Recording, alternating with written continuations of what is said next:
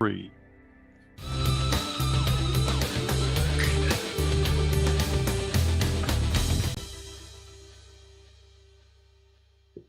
Recording in progress. Welcome to another edition of the Roar of the Lions UK podcast, episode number 126.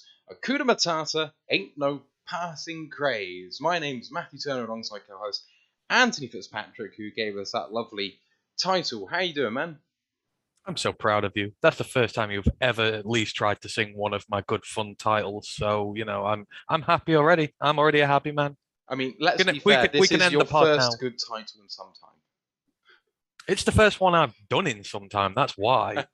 I just, I've got too much energy going on elsewhere towards the draft and that. Now, my mental time is towards creating new names for the shows, now that there's no draft. There we go. Welcome to everyone who is watching on live or listening on the audio pod. Really glad that you are with us. We are going to be talking today about the news in Lions in the last 7 days, briefly talking about OTAs, and then going into the final 9 games of the season. There's a couple of teams we've already talked about in the first show, mainly the NFC North teams, and an NFC North team we're playing twice in this. So we're actually only going to be talking about 6 different teams and maybe a slight talk about the ones that we've already had before. Again, just if there's any little wrinkles about playing them another time and how this might be different, but it's all going to be roughly the same with regards to that. But just a bit of housekeeping to kick us off as always. Don't forget to hit up our Discord channel. I'll send out a link after the episode. Do go looking for that on our Twitter. College Football Podcast is available to be watched, the back catalogue if you want to have a find out what happened last season, and we are going to be returning from hiatus soon, I believe. Yeah, we'll be back in a few weeks. So I'm currently doing a hell of a lot of prep for this at the minute. We're going to be going through each conference in the FBS one by one, breaking the teams down, the players to watch, all the little itty-bitty things you need to know to get you as up to date with next season as possible, because obviously there are a lot of teams, a lot of players. You need to try and weed out the good that you want to watch going into next year. But obviously that takes a hell of a lot of preparation. So I'm just having a few weeks to try and get some of these shows in order, and I need to start learning how to use slideshows and stuff like that for the lives. So we'll be back very soon, and there's a lot to look forward to. So bear with us on that one. A lot to look forward to, and a lot to get through as well, because so much has changed in terms of conference alignment, transfer portal stuff. I mean, keeping up with the Lions and one team is something, but with an entire the Division 1 teams, the Power 5 teams, even just the major teams that might be in contention for the overall championship is a massive undertaking.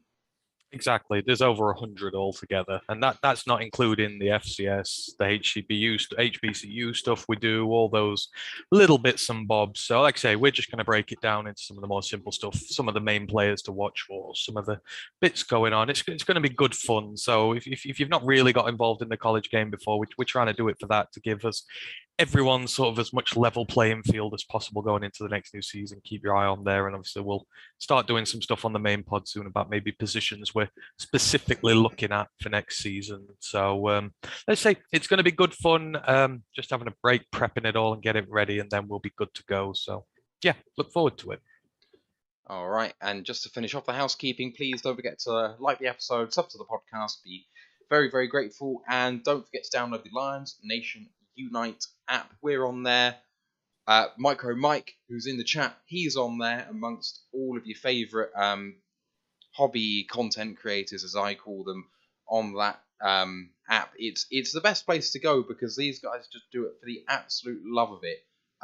Dose Dion on there, and all the guys you want to see. So go ahead and download that app for us. Oh. And just quickly while we're on that, congratulations to Herman Moore today. I believe he's been nominated to go in the College Football Hall of Fame. So congratulations to Herman on that one. I'm sure they will put him in whenever the vote's done. So that's great for him. That smacks of being overlooked for some time, unless there's some rule that No. I think the stuff with the college stuff, they do it a lot later on anyhow. It's, a lot of people who really should be in there who aren't, and I think it just gets done later down the line, really. So I don't think it's any overlook of him. I mean, he gets overlooked enough at NFL, been underrated all those years. So But congratulations to him. He will go in the Hall of Fame, and rightly so. And hopefully he gets some sort of accolade with the NFL as well, because he is way too overlooked. Yeah, absolutely. Fantastic guy. Obviously, runs Lions Nation Unite as well. Uniting the fans. I mean, he's got no reason. He's got enough money. He's not doing it for that. He's doing it for the absolute love of the game and love of the Detroit Lions fans. So go ahead and download that. And finally, we are a Twitch affiliate. And if you guys are so inclined, you can throw us a free Twitch Prime sub. If you're subscribed to Amazon Prime, you get a free one every month if you're not using it. And you can throw it our way. It doesn't cost you a penny, but we really much appreciate it. Just like Biggerez has done, subscribed at Tier 1, his 5th month in a row. Thank you for doing that, my man. Really, really appreciate that. Right, let's go into the news. The Lions have claimed defensive lineman John Kaminsky on waivers from the Lions. The corresponding move was to waive the kicker Aldrich Rosas, so that turns it into a 2-kicker competition instead of 3. Kaminsky had 8 claims, 1 from the Lions, 7 from other teams, making him one of the most claimed people on waivers for some time, especially at this time in the offseason. It was in the last year of his rookie deal at the Falcons, and that means that the Lions will be on the hook to pay him $965,000 as we inherit the final year of his rookie deal. But because the Falcons paid his signing bonus at the start of that deal, there's actually full cap saving if we end up cutting him at the end of that. So if he makes it, he makes it, and if he doesn't, we end up not paying him more than the time that he's been here, which is, an absolute no-brainer. But looking on John Kaminsky, he's played 27 games with the Falcons, starting 1. He's defended 2 passes as a defensive lineman, both coming in his rookie year, 1 fumble recovery, 1.5 sacks, 41 tackles, 19 of which solo, 4 tackles for loss, 5 quarterback hits. This is a guy who, while he hasn't contributed a huge amount on defense, he's not without production. And if I'm right, he's got a RAS score of above 9. So the guy's coming in and kind of fits the mold of what we look for in a player, especially what we know about this front office and what we look for in a player. He's clearly quite smart and he's very athletic. You and your RAS, the RAS scores for everybody, don't you? It's one of those go-to things now for everybody. You've got to know the RAS score first. Don't even watch the tape no more, just go for the RAS. It's an interesting one. Obviously, Aldrich Rosas had to go. We've got 2 kickers who in Siebert and Patterson who are going to be fighting for the starting spot. So, his route was never on there. It was always a sensible decision to get rid of the 3rd kicker, get another camp body in, and get someone else who might be able to compete for a spot, because Rosas was never going to compete for a spot. Now, I mean, it's quite clear what the Lions are trying to do this year. They are stacking up heavily on the defensive line options. Obviously, there are the first stringers who are going to get into the 53, but behind that, there's going to be some very, very fierce competition to get on this roster. I've waxed lyrical about Demetrius Taylor for some time now, the undrafted free agent who's coming from App State. I still think he's going to fight and possibly get a spot on this 53. You add Kaminsky into the mix there. They're going to be fighting with seasoned veterans like Penasini. I know Cornell's not played much, but he's still technically a veteran. I think they're putting in a lot of competition there, and they're pushing these edge roster guys to, really stake a claim going forward. So I like what they're doing. So obviously, we've invested in both sides in the trenches, and we really want as much depth possible as there. So if, like in the cornerback room, if some of these guys can fight it out and a couple can rise to the top to go in with Aleem and Levi and Pascal and Brockers, then we could end up with, some really good depth on the defensive line, which you really need. It's critical. We've got some good guys on our D line, but we didn't really have the depth last year to be able to maintain tempo in a game. Whereas hopefully this year we can have some of these rookies, some of these, part-time guys who are going to come in and, like I say, stake a claim for it. So will he make it? I've no idea. I've really not seen enough tape on him to be able to say if he's going to do it or not. But I can see what the Lions are doing. And, if I was there watching OTAs and stuff, I think the defensive line would be the one thing I would be focusing on quite heavily compared to a lot of the rest of it, just because I'd be so intrigued by some of the guys who are in there fighting for spots. So, I look forward to seeing who rises to the top here, but I still say Demetrius Taylor is going to shock people and he's going to beat a lot of these guys out.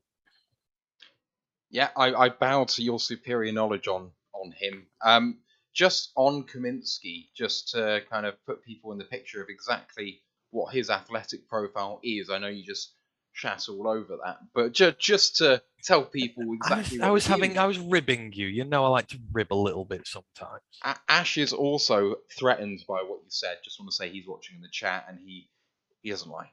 So I thought when I first read his profile that it reminded me of Pascal, but it's not similar. So this guy, 6'5", 286 pounds, bit light on the bench with only 22 reps, but a 7.03 second three cone and a 4.69 40-yard dash, all quite good figures. 2019 out of Charleston was his draft profile. Didn't he Jay, also star in like the 80s movie Red Heat as well? I made this joke on Twitter, but he sounds like an 80s cop, John Kaminsky. It sounds like a character out of an 80s cop thing. yeah. And I will live and die by that. No, If I I guess I said to can you see he it. was like the leading character in Red Heat, you'd think, he possibly could be, unless you really know that film. Yeah, I quite like it. John Kaminsky. Yeah, like kind of He a sort is. of John McClane vibe.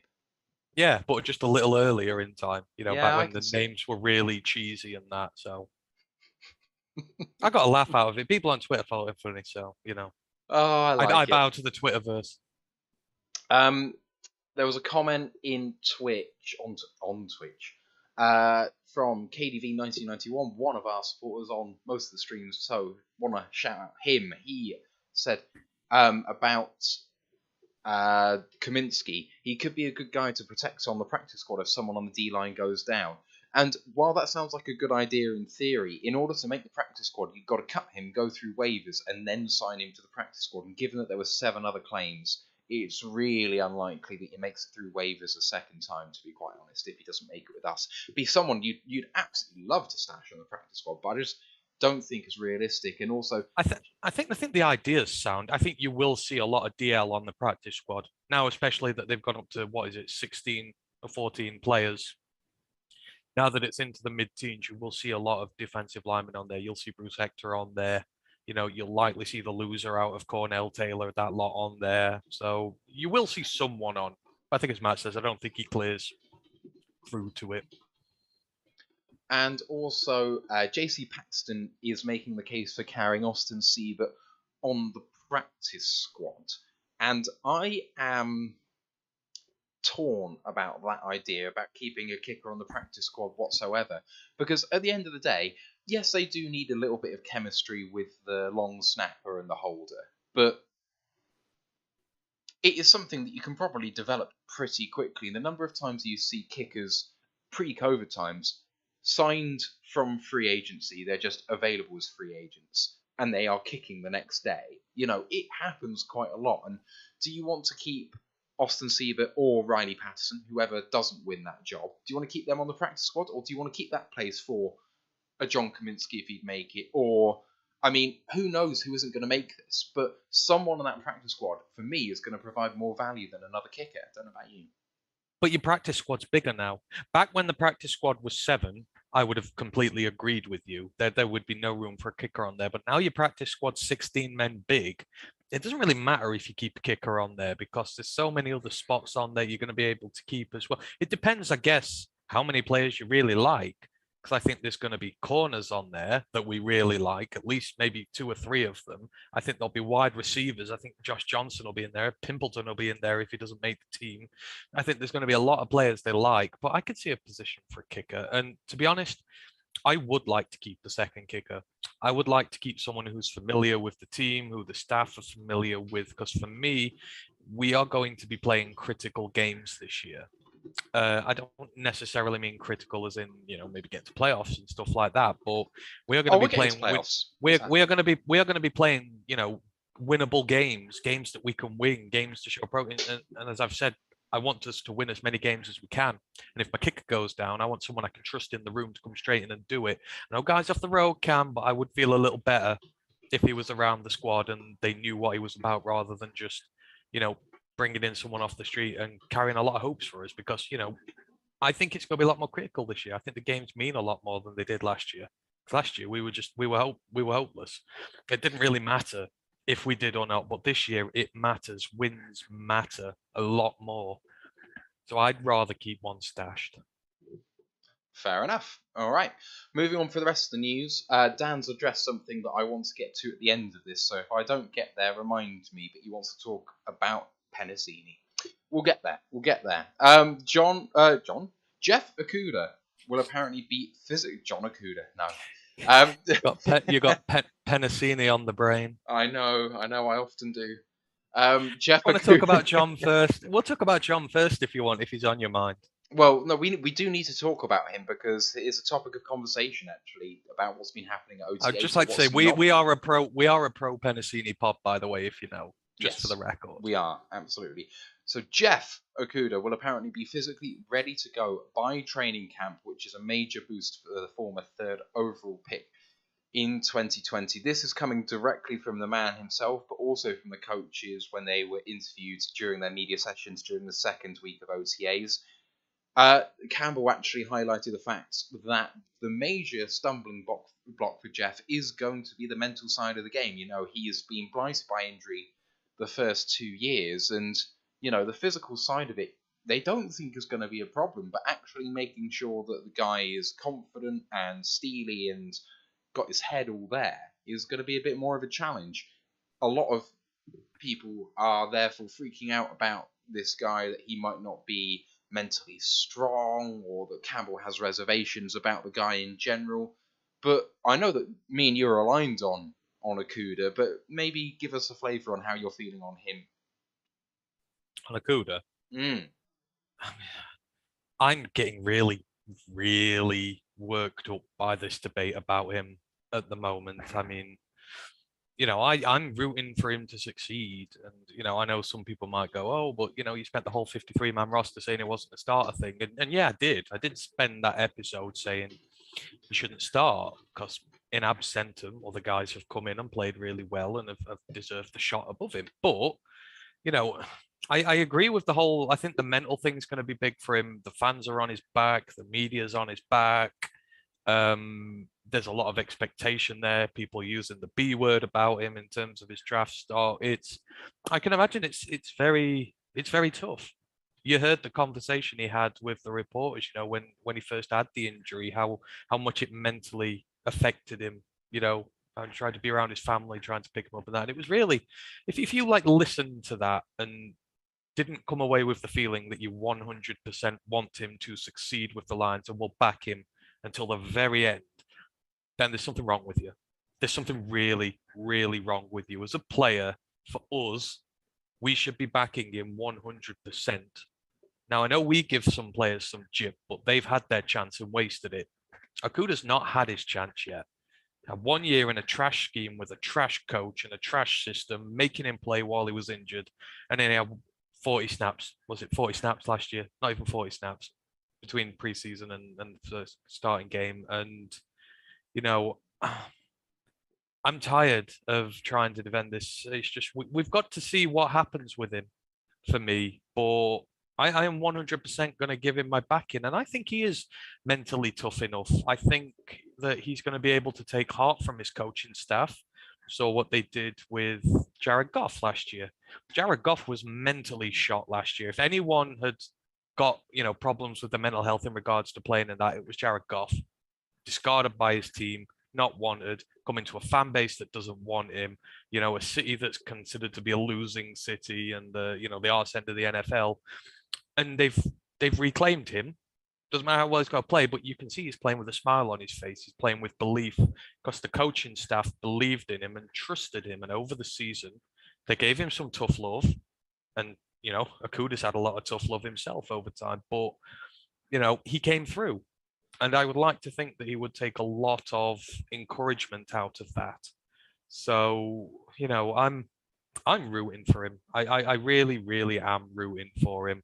You know, just because I don't think he should be a week one starter doesn't mean that I don't want him to take advantage of the reps he gets, play well, you know, come through and, you know, really do a job for us. So I really want the season to start because I want to see the Lions back, but more than anything, I want the season to start so we can start shutting people up, the ones who are really doubting him. Yeah, absolutely. I mean, so this is my problem. is if you want to use the B word about him, that's absolutely fine. If you'll use it in the context of, I really wanted more in the last 2 years out of this guy, fine. Like, I can't debate you on that. I wanted more too. But the way that the conversation has gotten toxic about him, he almost brings out the worst in the Lions fans sometimes, and it really pisses me off. The personal attacks, especially from talking heads who should know better. There's people out there trading their credibility for clicks about Jeff Okudah because it's really easy to say, this guy is a bust and we need to run him out of town. He's a waster and he doesn't deserve to be here. And you know what? If you're saying that, you deserve to be run out of the internet. Like, you deserve to be boycotted because you know what? That sort of take has absolutely no place in this conversation. The guy's a human being. Like, you have a look at suicide rates in men under 40. Like, we all talk about, when you talk about men's health, we need to be looking after each other. But when it comes to sports, it goes out the window. You want to call them a bust on a legitimate basis, that's fine. I'm not going to hate on you too much. I wanted more too. But the guy can turn it around. And if they have no doubts on what he can do physically, it's just about mental side of things. Ant has perfectly shown you why that we can turn him into a success. People forget that actually during the off-season last year, there was a lot of smoke coming out there that he was playing really well. And week 1, he had one play accounting for most of his yards otherwise, and actually had a really good game otherwise. And that one play, keep watching it and watch it again, because the coverage is really good. And I will be on this train for a long time. The guy's a victim of bad luck. And give him one healthy year, I reckon that we're going to start to see the best out of him. So I'm hopeful. He's a victim of everything, He's a victim of bad luck. He's a victim of a trash regime. The fact where he was drafted does not help, but that's not the player's fault. Never is. Always a massive knock on Tavai, why everyone seemed to really hate him, especially just because of the position he was drafted in. That's not the player. You can't just go after the player for that. It's, we do have to, he has got a sharp expectation this year. I'm not going to lie. He does need to play really well. But we should support him on that journey to be able to do so. And, as you've mentioned there, people who are dragging him down are doing so, poorly. Some players, like you say, you can legitimately say, look, there is a reason why we think they are bad. And we have a reason as to why we think they're bad. I don't think you have that with Okudah yet. You just don't. Year 2, you expect the big jump to be made, but, he's been handicapped every turn. This is his year 2 effectively now. You want to see the improvement here, and then hopefully by next year he starts balling out to the top level. I think coming off the back of such a serious injury and not playing, we have to maybe temper a little bit of expectation to start with, as long as we see the development on the field. And and there is a pressure for him to develop, because guys like Jerry Jacobs have come in and developed. AJ Parker came in, developed. Iffy developed.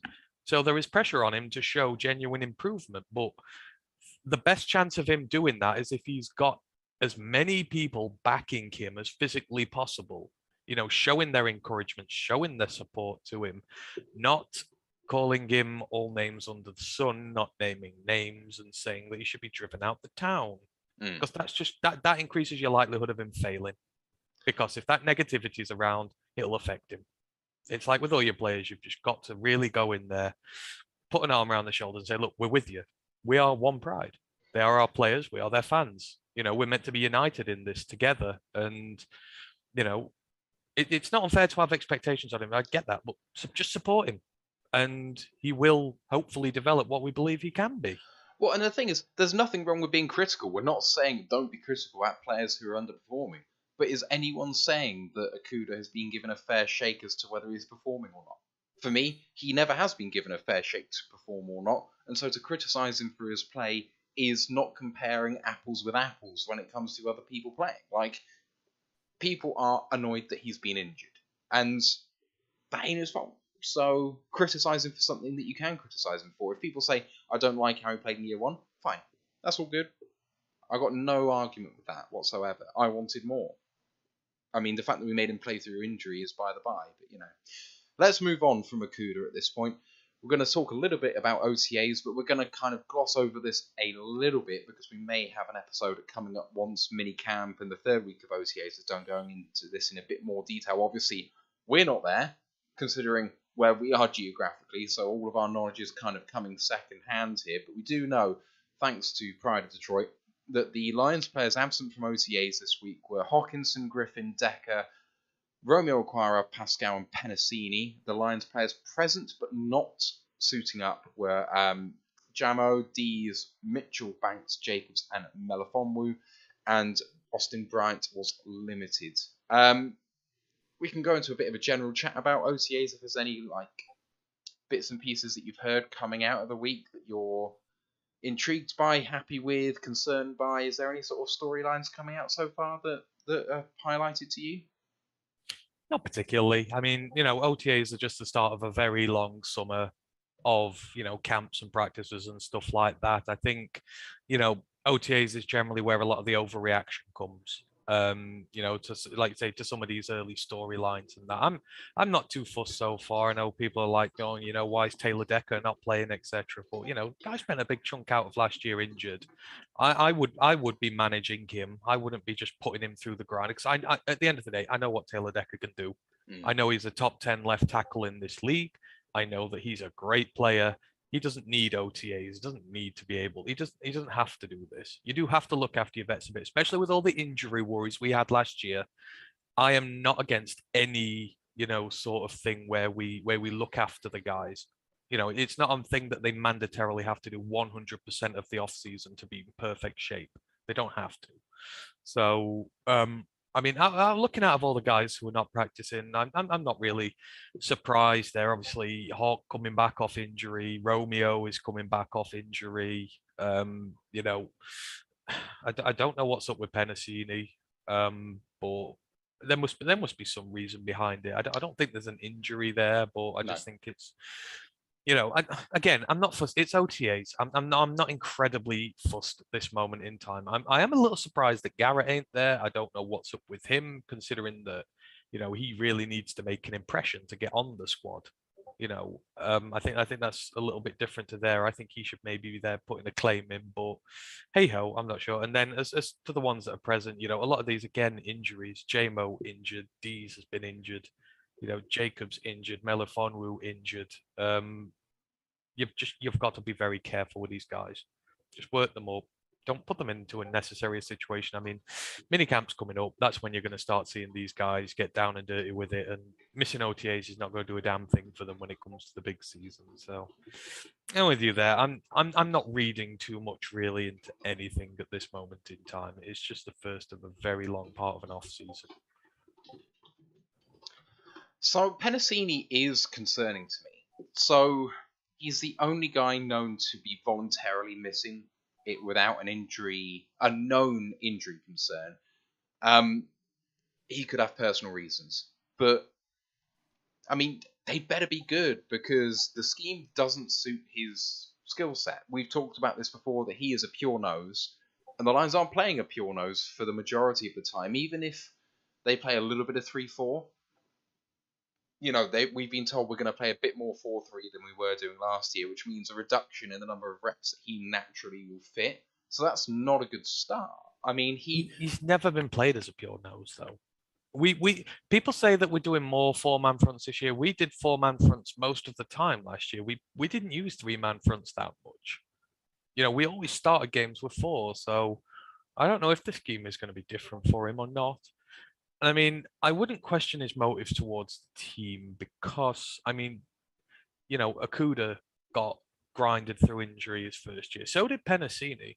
They said he had the calcium deposit the size of a tennis ball on his shoulder or something like that, and he played through it. They made him play injured, and we were all really impressed with him by that year. His snap count went up. He gradually got better. He put himself through hell for the team. So I would be inclined to believe that he's maybe looking after himself a little bit more, if he is now. And I know he has got a fight to make it onto the team, but minicamp is coming up, and that'll be where you do most of your fighting. The OTAs, it would be good to have him here, but if he feels that he is a little more beneficial by just resting up a bit and then coming back into things, don't forget these D tackles are big guys. They're really, really big. You kind of have to manage them a little bit just to make sure they don't go through too much wear and tear like he has. So I wouldn't be too worried about that, but I could be completely wrong. I'm just going by my track record of him. He always seems to be a team guy who puts the team first and is a hard grafter who fights his ass off to be on that squad. So Yeah, I can't argue with that. Quirky Zerky is in the chat, and he was just saying that Penasini is a two gapping lineman, though, and we're trying to go towards more one gap or 1.5 gap as a kind of attacking front rather than a read and react type front. My personal take on that is, yeah, that's what they're preaching. But the thing is, if you have an entire roster entirely built that way, fine, that suits the majority of the snaps. But there's going to be game situations where you are going to be calling for two gapping linemen because it calls for that situation. Having someone on the roster that can be more suited to that sort of thing is not a bad thing as long as the majority of people fit the scheme that you're looking for. So if you're looking at your sort of goal line defense, having a two gapping interior lineman is not the worst thing in the world, really. Like you need to be versatile, and that works for all different types of schemes. especially when so many of your D linemen are pass rushers by trade. Levi is a pass rusher by trade. Aleem can pass rush if he wants to. He's mainly a two gapping guy as well, but Rockers likes to rush the passer. On the edge now, you've got guys like Pascal and that. A lot of these guys, if Demetrius Taylor gets in, he loves to rush the passer. So there is room. You do need, like say, these two gap guys who are going to come in and really clog up the ranks, especially when so many of them around him. That's not their specialty. So I think there is a place for him here. He's going to have to fight hard for it, I think, because as I've said, there's people I like on this D line who, they're going to be younger, they're going to be raring to go. I mean, the only thing with Penasini is that we do have to have the conversation one day about how high is his ceiling and can we do better in the long run? Because at the minute, he has always been a rotational guy. He's slowly worked his way in and he's become part of the rotation, but he's never taken that next step. And that is when the question comes in of, can you find better value for money or a guy who's further into his rookie deal or something like that. But with the player himself, got zero issues. It's just if they start thinking that way, which eventually they will, and eventually the conversation has to be had because, on paper, the D-line has not been good for some time and he has been part of that. But again, individually, not his fault. So yeah, I like him, but if he wins through to this 53, then he's done really well. So I say that the battle for those roster spots outside of the main guys is going to be intense, but I think he'll be up for it. Couple of things that kind of was highlighted to me actually from the Detroit Lions podcast, and Eric Schlitt, our guy, love him. He was saying that Jared Goff looks way ahead of where he did last season, where he was almost kind of confused and lost last year. He looks like he's picking up from where he left off at the end of last year, which is terrific to hear, although apparently Tim Boyle looks like Tim Boyle, and that's scary for everyone. But one of the things I love to see, because it's something I picked out as soon as the draft finished, and everyone, including people on this podcast, poo-pooed the idea, was that Aiden Hutchinson has been taking snaps at 3 technique, being kicked inside on passing downs, getting 3 or 4 pass rushes on the field. The guy is big enough to play inside, and if we can get Hutchinson, Harris, and another pass rush on the field, Aquara, Pascal, whoever it is, that's fearsome. You get 1 defensive lineman, 3 pass rushes, and a 4-man front on 3rd and long. That's great. And I know that you don't want Hutchinson to leave the edge because that's where he's going to win a lot. But he's the guy out of the edge players most suited to playing inside. Pascal accepted maybe, but I think that those two are kind of interchangeable, and obviously we haven't seen him yet in OTAs, so it's kind of hard to judge. But it's something I'm super excited about because it's going to be a mismatch nightmare for me, I think, with him against guards. I just think that's going to be a really tough assignment for an offensive line. Look, Okay, I'll hold my hand up. I'm one of those guys Matt was talking about. I didn't like the thought of it. I still don't like the thought of it, even though that's what they're doing. Obviously, OTAs in camp, they'll try all sorts of different stuff out. But I don't think there's any need to kick him inside. You're going to have Pascal in there working the three tech role. You're going to have Levi in there. You're going to have McNeil in there. You're going to have the likes of Penasini, Taylor. You're going to have a decent interior line this year. So I don't think the scheme needs to exist where Hutchinson kicks inside or that. And to be honest, I think we're going to need him at edge because, Romeo's going to take time to get fit. Harris is there. And then after that, depending on what they do with Houston, it's a little bit ropey. I'd rather keep him out there and just let the interior guys who are specifically designed to do that sort of stuff do it. That is just my personal preference. Although now that you've mentioned the whole switching positions in OTAs thing, you did raise one story with me that I think we may have slightly covered this last week, but I'm just going to bring it up again.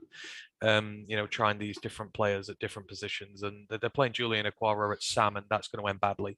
Very, very, very, very, very, very, very, very, very, very, very, very badly. I think now it's just a case of they're trying to find a spot for him, and they realize that there isn't one.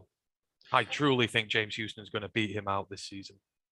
So, yeah, I mean, I think that Sam is a really weird designation, isn't it? Because Sam is not what we traditionally think of as a Sam in this scheme.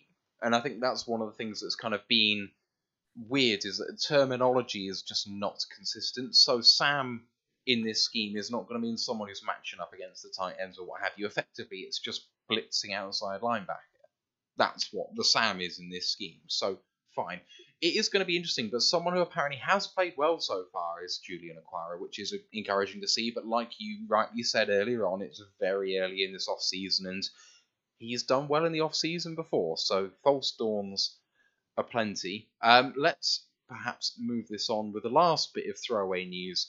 Lions employees have gone back to back as Grand Marshal of the Detroit Grand Prix in IndyCar racing, with Penny Sewell serving as the Grand Marshal. It was really cool to see him smiling and joking and being driven away in a super kind of fast car on the circuit. So good, great stuff to see. I'm not lying, but he looks like he could pick up that car and smash it. The dude is ripped. I mean, he Something. was last year, but I mean, even now, it's just like, Christ, he's like a fridge that moves like a ballerina, and it's going to be scary if you're an edge rusher going up against him because, if Rashawn Slater didn't exist, we'd be talking about what a wonderful year he had last year after an initial hesitant start, and he's just going to keep getting better. I love it. He's just embraced the city and its vibe. I can't remember the t-shirt. What t-shirt was he wearing? Oh God, I can't remember. It was cool. He just gets it, and he's going to be a hell of a player. Again, this year, this offensive line just excites me. Something chronic. It's just I'm looking forward to seeing defensive linemen get smashed all season long if these lot can stay healthy. But it was good to see him, and it's good to see him in such great shape as well. He is relentless. Yeah, it's probably unfair on him, but I have the highest of high hopes for him this season. So really excited to see what he could do. Let's move on and talk about our main segment tonight, which is a look at the final 9 games of the NFL season for the 2022 Detroit Lions. We're going to have a look at our opponents. We're going to have a look at their entire off season. So the players they've gained and lost in free agency, who they've drafted, and what the depth chart looks like now and how that might match up against the Lions.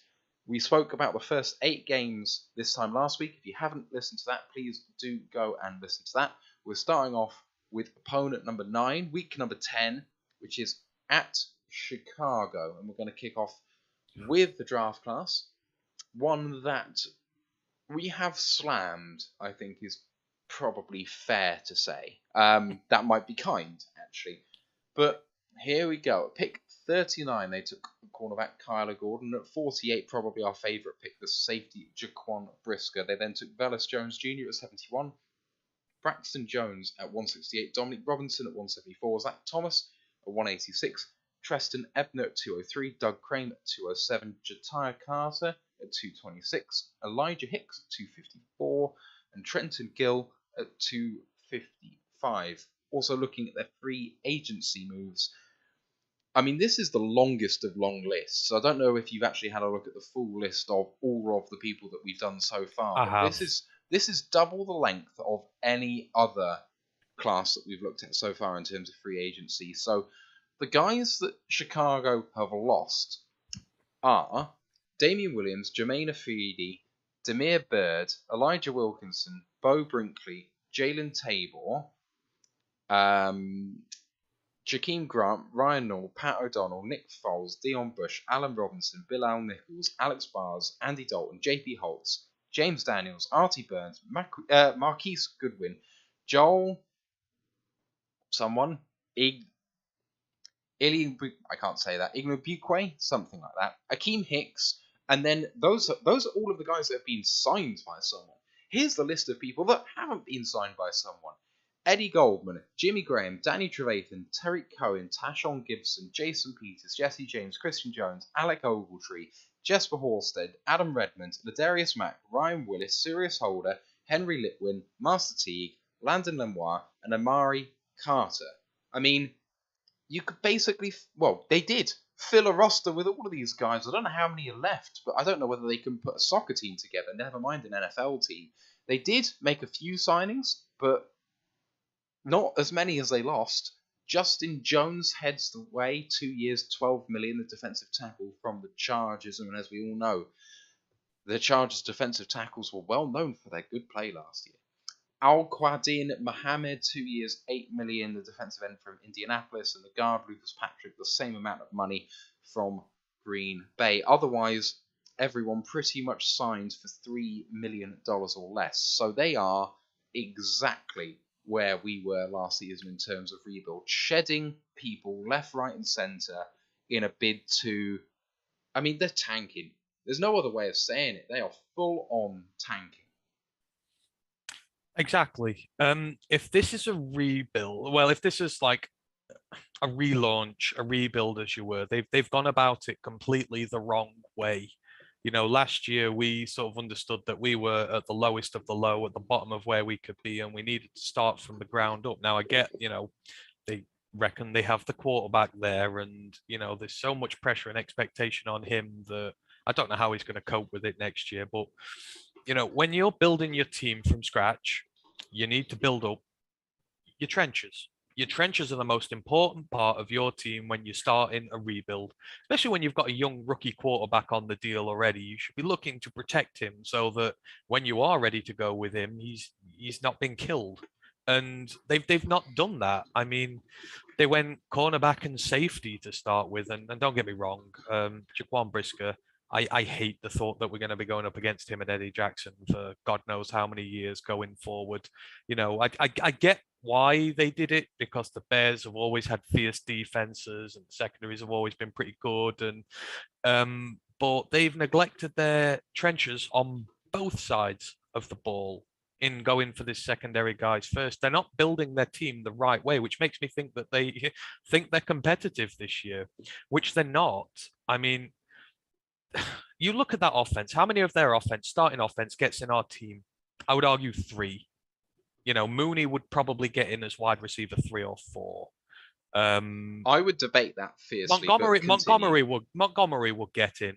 Yep, and that's fair. I think Fields will possibly get in. I mean, he's a rookie and he's developing. Where they both are right now, I still might take Goff, quite frankly, but you know, what Fields is going to develop into will probably be far superior to what Goff is. But that's how many people you're talking about they could get in their team. None of the offensive line gets anywhere near our side. None of it. And, you know, I don't get why they've not gone to protecting him this year. They are high on Tevon Jenkins, who was injured all last year. He's not proven anything at this level so far. You've got Larry Borum in there, who's meh. And then you've taken a couple of shots at guard. So Lucas Patrick, for example, I mean, they got rid of Daniels, and I know they said Daniels was a bad player and that, and he's gone to Pittsburgh, but he's 24 years old. You know, Patrick's approaching 30. And, you know, at Green Bay, he's been playing with some of the best offensive linemen he ever will in his life in a system that's known for developing them. He's gone from being a periphery guy to one of the mainstays in that offensive line. And, you know, that's a big leap for him to make. How many of those 5 guys in their line are like a cornerstone building forward? We've got our left tackle, we've got our centre, we've got our right tackle of the future. They're all cornerstones who are long term in this team. They don't have anybody. On the defensive side of the ball, they put the bid in for Ogunjabi really early from the Bengals. He failed the physical, but then they didn't go back and address the issue. I look at that front four of theirs and I'm not worried, not in the slightest. And they've not invested in it. So, this team is going to get built all wrong. Justin Fields is going to spend another year getting hurt and hit a lot. And then this time next year, I know they're all banking on we've got 130 million in free agency type things. Well, yeah, you've got about 18 players contracted next year as well. You're going to have to pay all these guys. You've got guys on the squad you're going to have to pay now heavily. That money is not just going to make you great overnight, and you're going to get abused for having so much free agency money. Players will take advantage of you. Agents will take advantage of you. I just don't get it. The draft I don't get. They threw a load of darts at offensive linemen late on. They hope that they're going to stick. But having watched college myself, I look at all of them and I don't see one good one in there who's going to stick. The center from Illinois, he's all right in pass protection, but he gets abused in the run game. And when he's coming up against the likes of us with Lee McNeil, all these guys in the interior, he's not going to stand a chance. I know he's not a starter there, I don't think, but I just don't get what they did. I don't get it at all. They've let a lot of the centerpieces go, and they didn't start rebuilding properly. Start with the trenches, and they've not. They're going to have to draft their entire trench next year or pay for it, and that's going to cost them a lot of money. So I'm still of the opinion I've always been. They are bottom in this division by a long shot. If we lose to them this year, I could maybe just about handle once if it's at Soldier Field. We lose twice, I'm apoplectic. We finish below them. I'm questioning Brad Holmes and Dan Campbell. I don't want to be anywhere near that team this year. They're a bad side. They've not done well in this offseason. And I don't expect them to be anywhere near us next year. And if they are, then there's going to be problems. So, it's going to be later on in the season. We'll obviously have a lot clearer view of what we're dealing with by then. But I just think we're so much further in front where we are now. And I think their team is really bad. Terrible, I might say. They've got some good pieces for the future. Obviously, like I said, got the quarterback, but they're not building around him. And I do not get it at all. The thing is, this very much smells like the draft class of a team which is going through a pre-rebuild. Like a team that's kind of taken a step down before taking the step down. Like this is a draft class. So when we did our rebuild, not retool last year, this was accepting that it could be a 2 or 3 year thing, and we have to get it right in year one, otherwise all falls to bits. Because if players don't believe in you, if players don't want to come because they believe that you are a poverty franchise, which has been labelled at us for so long, right? Then good players don't want to come to you, especially not on value. And we really hit the jackpot by having a coach that apparently players want to play for by drafting foundational pieces, as you say. This smacks of a team that's going to go through this year, and they're going to go 3-14, 4-13, and the good players on their roster will want to leave. And you know what? Their quarterback might not think that this is going the way that he believed that it would when he went there, because Fields had every right to believe that they were going to be competitive this year, next year.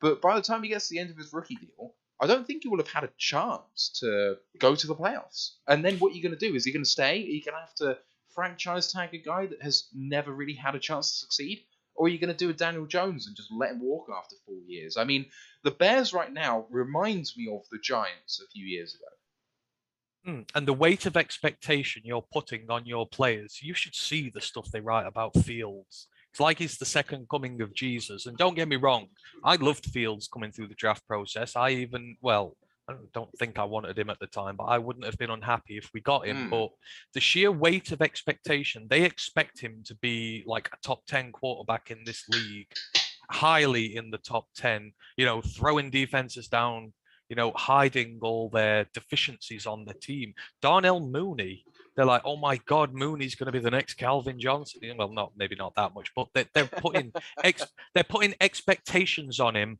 far above what he's capable of.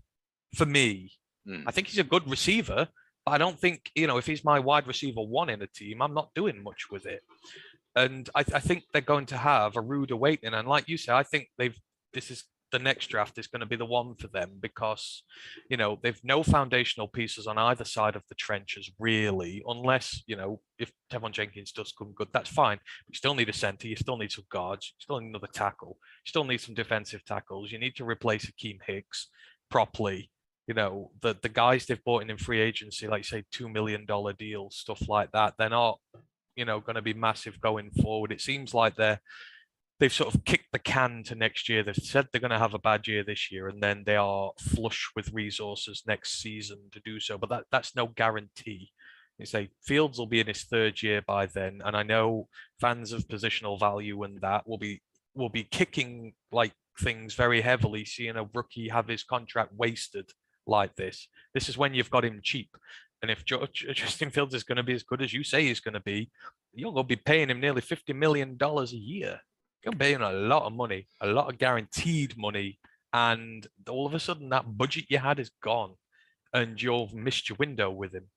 Obviously, you can still get it, but it's going to be that much harder. So, as far as Chicago goes, I would be pissed if we had problems with them. I'd be Because massively upset if we had I problems. think, yeah, because I think our team is more balanced. We have our trenches right. Yes, the offensive line is pretty much proven it can play together. The defensive line needs to prove a lot, but we've invested enough in there and we've got the resources to do well with it.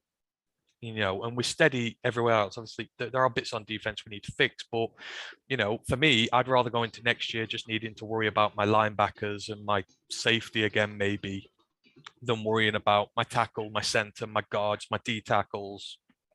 I'd rather be in our position. So yeah, Fields can be as good as he likes, but our D line should be making mincemeat out of what they're going to put in front of us, and they should be attacking Fields and stopping him from being the guy he is. So yeah, I just they've had a bad off season for me. They're finishing bottom for me, and we're going to be having a very serious and somber conversation if they're not, and it's us down there. Yeah, I mean, just all across the board, I think that we're a better team. Like, every single position, including quarterback, I don't think it's close. I can't think of a player that I would be arguing is a first team player. So you say Darnell Mooney, okay, fine, but wide receiver 3. Okay, so not 1 or 2 then. Like, all across the board, I don't see a player I'd rather have in their team. So if they keep it to within 7, I'll be upset. Like, this is how bullish I am on this particular game. It just shouldn't be close. See, they run it through. I'll give him his due. I'd take David Montgomery in a heartbeat. I think he's a great running back, considering some of the trash offensive lines he's worked behind there and still gotten the productivity. So that's how they operate, and that's how I think they'll want to operate this year. They'll want to run it as much as they can and take the emphasis on Fields having to throw it 50 times a game to try and save them. So that's going to be the key, is shutting it down. But if our defensive line struggles against that offensive line and what's in that, then that shows we've messed up in the guys that we've picked, because this is a lower tier offensive line, and if they can't beat them, then they've got no chance in hell against the better ones. So I just see the mismatches in the trenches, and I see how much better they are. And we should be finishing above them. So yeah, I mean, sorry to be so negative about the Bears fans, but that is what it is. I think they're living on cloud 9. I don't think they like the thought of going through a rebuild, building right from the very bottom. So they're trying to convince themselves they're not, when this time in 12 months, that's what they'll be doing. Yeah, let me just run down their entire starting squad just to make sure we're not missing anyone. In fact, I've just noticed someone that I would put as a second teamer for us. So let's go through that now.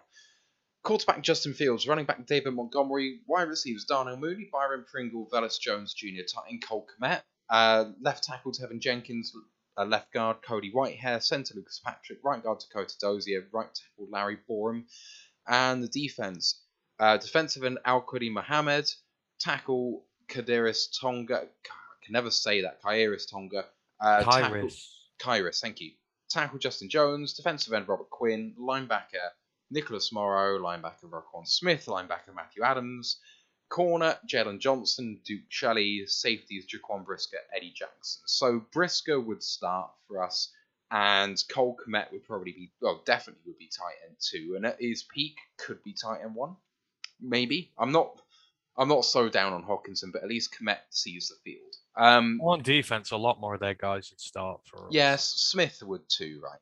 Jalen Johnson would. Yeah. Okay. So So I was wrong.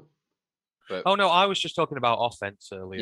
yeah. I think their defense can be as good as it wants to be. They've built their defense off their feared pass rush for so long, and outside of Quinn, that's now gone. And I don't think it's going to be as good. They've obviously not put a lot of resources into replacing them because they're waiting until next season. So once that initial threat up front goes, then it makes the rest of your defense vulnerable. That secondary I wouldn't throw at all. I would like to think we'd be able to run over them in this game and minimize what Goff has to do, because I don't want to be thrown into that secondary too much. I give them a lot of rubbish, but that secondary is still pretty good. Looks like a lot of the guys in the chat are really drinking the Kool-Aid with this one. Quirky Zerky saying 42-14 with Goff stat line, 27 of 38 for 342, 4 touchdowns and an interception. Joseph Murdoch on the YouTube chat saying that we should sweep the Bears and the Vikings and split with Green Bay. You want to go 5-1 in the division? I am absolutely here for it. Sorry, Ant. He's watched our Hopium podcast, hasn't he? I think that's what he's done there, because even I was like chugging after that. But no, I agree. I want us to put a beating down on the Bears this year, because I want my team to show that we can beat the bad teams in this league now, and they are a bad team overall. We need to. I know we'd only say we're in the second year of our build, but we need to start making statements this year that we're heading in the right direction. And with the amount we've invested in our trenches, and I say it again, I know there are some issues further back in our defense from the main line, but we've invested heavily in our trenches, and they win your games. And the amount we've put in there, we should be beating some of these teams heavily enough at the line of scrimmage that the rest of it is nullified by that. I really want to see us put some beatings down on the Bears this year and just show that, look, this rebuild is real and we mean business, because we need to be taken seriously again. You know, we're not taken seriously, as you mentioned earlier, and where they're at with what they have, you know, three players could maybe make our offense. That's it. You know, we shouldn't be losing to that. We absolutely should not be. Right, let's move on to our second team of the night. Game 10 in Week 11, which is at the New York Giants. And this is an interesting draft class, shall we say. Did well in the first round, did well at the back end. Middle, questionable. At pick number 5, they took the highly rumoured potential Detroit Lion defensive end, Kayvon Thibodeau. At number 7, they took Evan Neal. 43, they took wide receiver Wan'Dale Robinson. 67, Joshua Ezeudu. 81, Cordell Flott. 112, and draft darling Daniel Bellinger. 114, Dane Belton. 146, Micah McFadden. 147, DJ Davidson. 173, Marcus McKeithen. And 182, Darian Beavers. Looking at their free agency, they've lost a few pieces that I think they would have liked to have held on to in an absolute perfect world. So they ended up losing Will Hernandez, Lorenzo Carter, Dante Pettis, Evan Ingram, Austin Johnson, Riley Dixon, Keon Cross and Jabril Peppers, James Bradbury, Logan Ryan, Nate Solder, Kyle Rudolph, Billy Price, Devontae Booker, Levine Toilio, Mike Glennon, Nate Ebner, Danny Shelton, Reggie Ragland, Elijah Penny, Joshua Kalu, Colin Galasper, Kyle Murphy, Caden Smith, and Jordan Mosley. They were replaced by Mark Glowinski, Tyrod Taylor, John Feliciano, Justin Ellis, Jihad Ward, Matt Brader, Jamil Douglas, Ricky Seals-Jones, Matt Gono, Jordan Akins, Richie James, Corey Cunningham, Jalen Holmes, Maurice Kennedy, Henry Black, Khalil Dorsey. So that's a pretty long list of free agency too, but they've thrown money in places that I don't really understand. Tyrod Taylor continues to be one of the highest paid backup quarterbacks in the league. Is he going to see the field? Their tackle in Nate Solder is gone. He was awful, but you know, is Evan Neal going to come in and replace him off the bat? You know, tackles often in year one get victimized. Not many translate in year one to be a good player. So we'll see what happens with that. But Jabril Peppers has gone. This is a team that is in some sort of purgatory here for me. Oh, I don't know. I mean, I looked at all this and I think finally the Giants started doing what they should have done a long time ago, and that's trying to protect their quarterback. Over these last few years, we've made many comments that we could walk in and be part of that offensive line that's been protecting Daniel Jones, and I don't think it's that much of a joke because they could have. He said Nate Solder, the worst tackle in the NFL, I'm pretty sure he was last year by some margin. He was absolutely awful. So they have put some, significant resources into fixing the trenches again this year. I mean, Feliciano and Feliciano's there. The other one, they got Glowinski for their tackles. They're decent. They're not going to be franchise changing or anything like that, but not every member on your offensive line needs to be. You just need to get the right guys in. You've got Evan Neal, who's going to come in at right tackle. He's absolutely going to start. And Evan Neal, I'm looking forward to seeing Saquon Barkley healthy running behind him because he's going to get more room than he's ever had in his life. I assume they maybe might be playing Feliciano by the side of him. And I know he's only there on a 1-year deal, but he's done decent in Buffalo. Yeah. In a Buffalo side that have, protected Josh Allen pretty well over the years. So I like how they've gone about fixing that. I'm so glad they went and got the tackle. On the other side of the ball, obviously, they've got Kayvon in there now. They've got the edge rusher, and that's going to be the eternal question from this draft, Kayvon and Aiden. I know we don't like to judge people by the others that go in it, but I think those two are inextricably linked together now for the next few years. How Kayvon does versus how Aiden does is going to be a thing, whether we like it or not. But the Giants needed it, and they went for it. And, I kind of like what they've done there. They've let Evan Ingram go. I know he was quite expensive, but they've taken a few shots in the dark at tight end. You say Seals Jones is in there. Sutherland's in there, and I can't remember what you said, but there's like two cheaper guys they've gone in there for. They're gonna have a go at it. So I think they were in a big hole. Not a lot of cap, a lot of dead wood, and I think they're going about it the right way maybe. So if Jones falters, they've got Tyrod there. Is he going to do much? I don't know, but I think their quarterback's going to come next year. I think you'll see them take the big strides there, but I think they've done all right overall. If they become a great team overnight, no, they have not. I think there's still a lot of issues. The receiver core, can Kenny Golladay come good? I think they completely overdrafted Wandale Robinson. I think that was far too high for a guy of his ability in the 40s there. But, like you said, there was a bit hit and miss, but I like some of the picks in there, especially later on. Bellinger, I think he could win the tight end starting role there. He's going to be good coming out. Dane Belton, the safety. That Iowa secondary has been one of the best secondaries in college football the last few years. The number of takeaways they've had is insane. So Belton could very well find himself starting in there.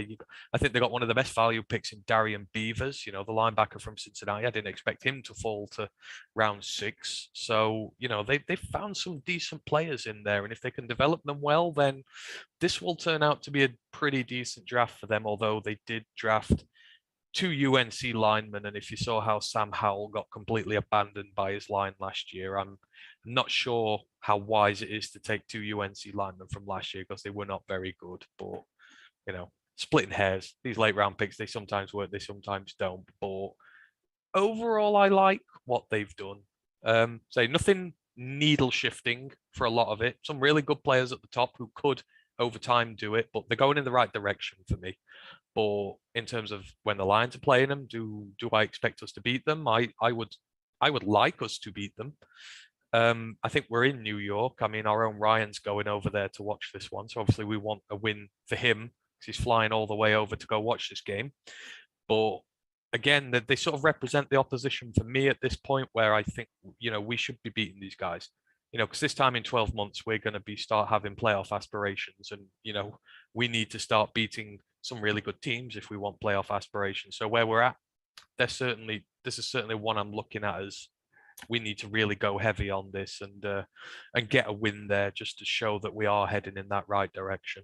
Yeah, let me go through the starters for you. Quarterback Daniel Jones, running back Saquon Barkley, wide receivers Kenny Golladay, Sterling Shepard, and Kadarius Toney. Tight end Ricky Seals Jones, left tackle Andrew Thomas, left guard Joshua Azudu, centre John Feliciano, right guard Mark Lewinsky, right tackle Evan Neal.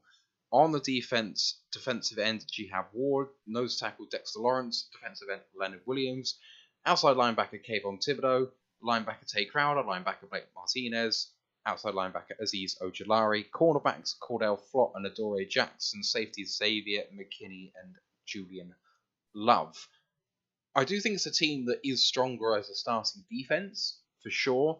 I do not think hugely much of that wide receiver core. I loved Kenny Golladay while he was here, but there's just something about him in that offense I don't particularly like. I don't think it's a particularly good fit. Kadarius Toney is perilously close, far closer to being in bust territory than Jeff Okudah is for me, because Toney is based on not really doing it rather than being injured for me.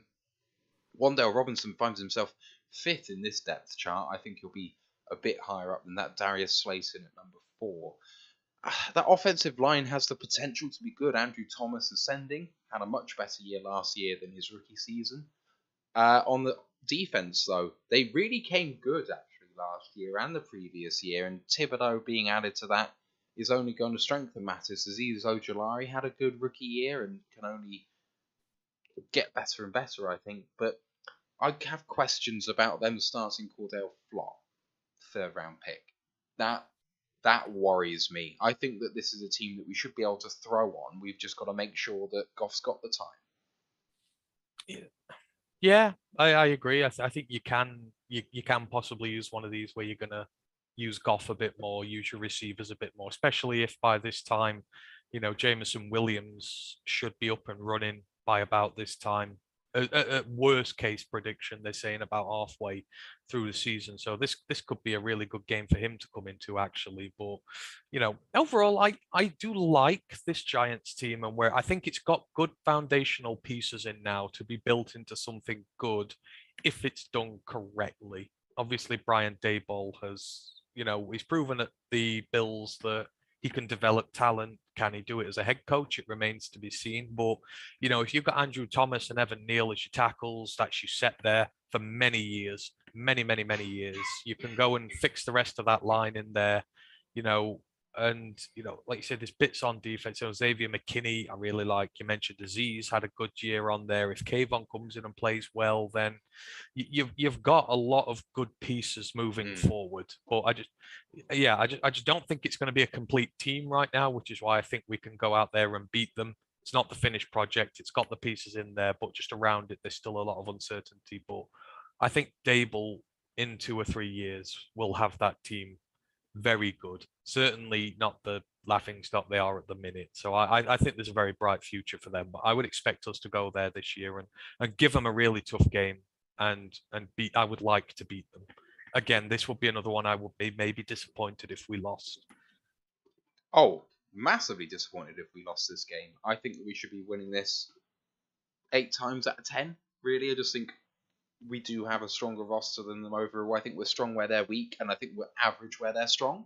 So I just think that favours us quite nicely, really. It is in New York, but this team travels okay, and there's not a lot of travelling that we have to do this year. So, I mean, yeah, I agree. But I mean, again, these battles won in the trenches. This is going to be a real interesting one for our edge rushing core. Like you say, you are coming up against 2 youthful but high ceiling tackles. One who's adjusted to the NFL now, and one who I think is going to adjust very quickly. So it's going to be tough for them to get home that day, and it'll be a good battle, I think, to see these guys. And obviously, it'll be good to see Kayvon versus Aiden, see who's doing well there. So I'm actually low key looking forward to this one. Really, I think this feels like another one of the indicator games as to where we are at. This is the sort of one that I think this year we should be looking to win. Or at the very least be highly competitive and maybe get beaten out in a high scoring game, something like that.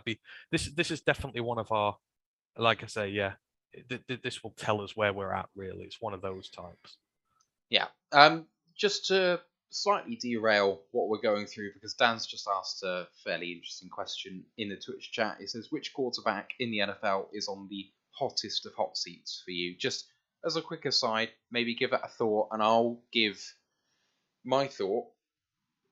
which is going to be Marcus Mariota. I think that he's coming in as the starter at this point, but at the end of the day, I don't think he's been paid enough to solidify that position. They've drafted someone that I think they believe is going to be their starter of the future in Desmond Ridder. Only picked at 74, but I think he was described as the most pro-ready quarterback of this class, and I think he's going to come into camp and look really, really strong.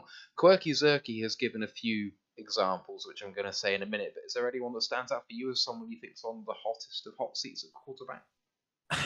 I mean, for me, it depends what you define by hot seat. I don't mean that, but by the type of quarterback, because you've got a guy like Drew Lock in Seattle, who I don't think is a start. I think you could say he's on a hot seat, but then again, that's like an easy answer because most people expect him to just sort of be a stopgap there. Anyhow, I think out of established quarterbacks who is on the hottest seat, um, I wouldn't, it might be a cop off because we're talking about him now, but I'd say Daniel Jones is on a fairly hot seat.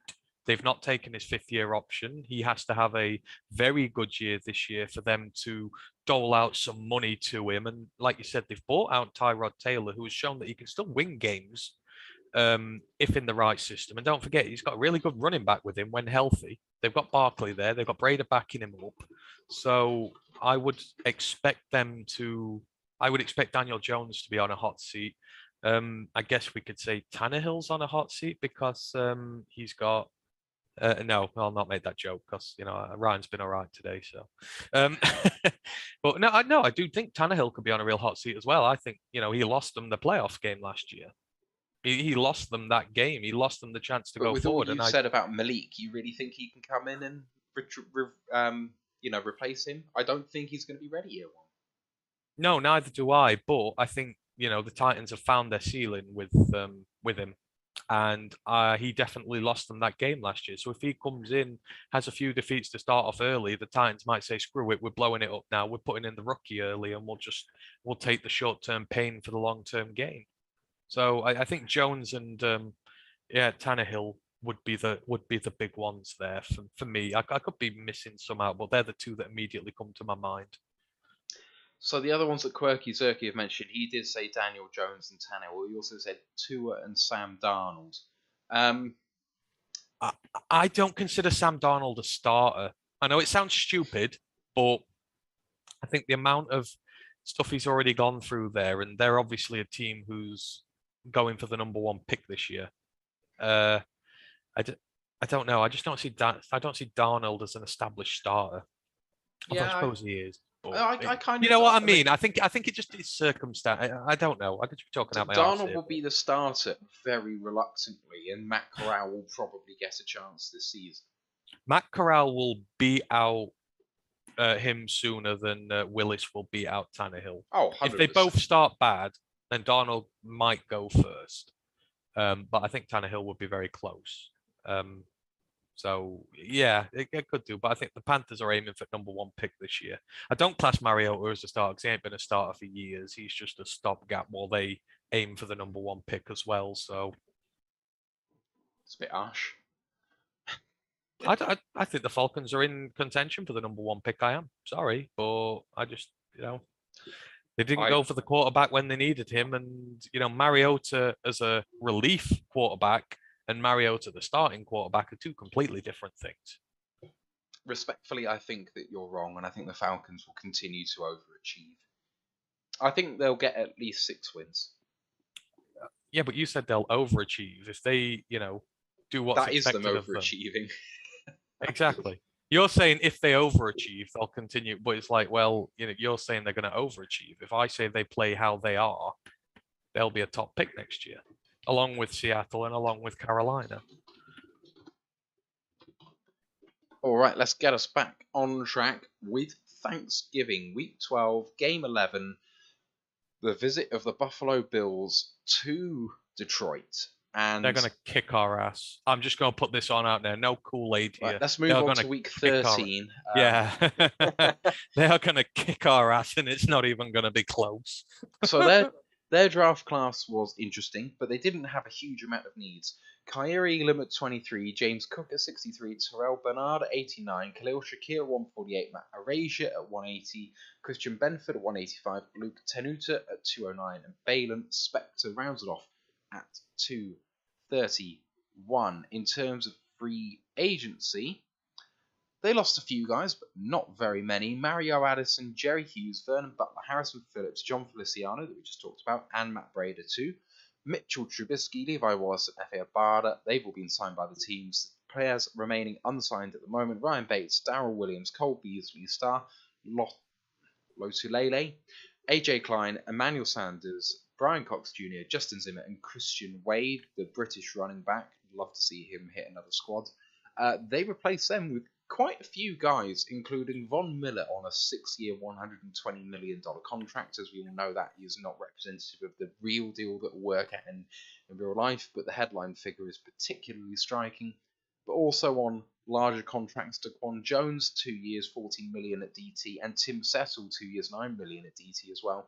Roger Saffold, 1 year, 6.25. Jordan Phillips, defensive end, 1 year, $5 million. OJ Howard also arrived, 1 year, $3.5 million. How good is that to get former first round pick OJ Howard for $3.5 million? That's an absolute steal. Jamison Crowder as well.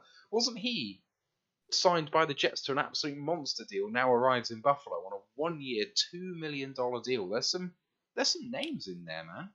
I'm going to hold my hand up. I was crying for Crowder to come to the Lions at one point. I don't know if it was recently, but there will definitely be footage of me on one of these pods, possibly this time last year, crying for Crowder to come here. And yeah, I'm kind of a bit gutted that he's gone there. But yeah, just, I mean, like you said, there wasn't many places they needed to fix, but they fixed them. You know, in the draft, just to go on the draft class first, I really like this draft class in general. I mean, when it came to doing the first round predictions, we did all the stuff. I said Buffalo, their one big gaping hole on defense was a guy opposite Tre'Davious White at corner. It was exploited last year in the game against the Chiefs. You know, they really needed to put a guy in there with him.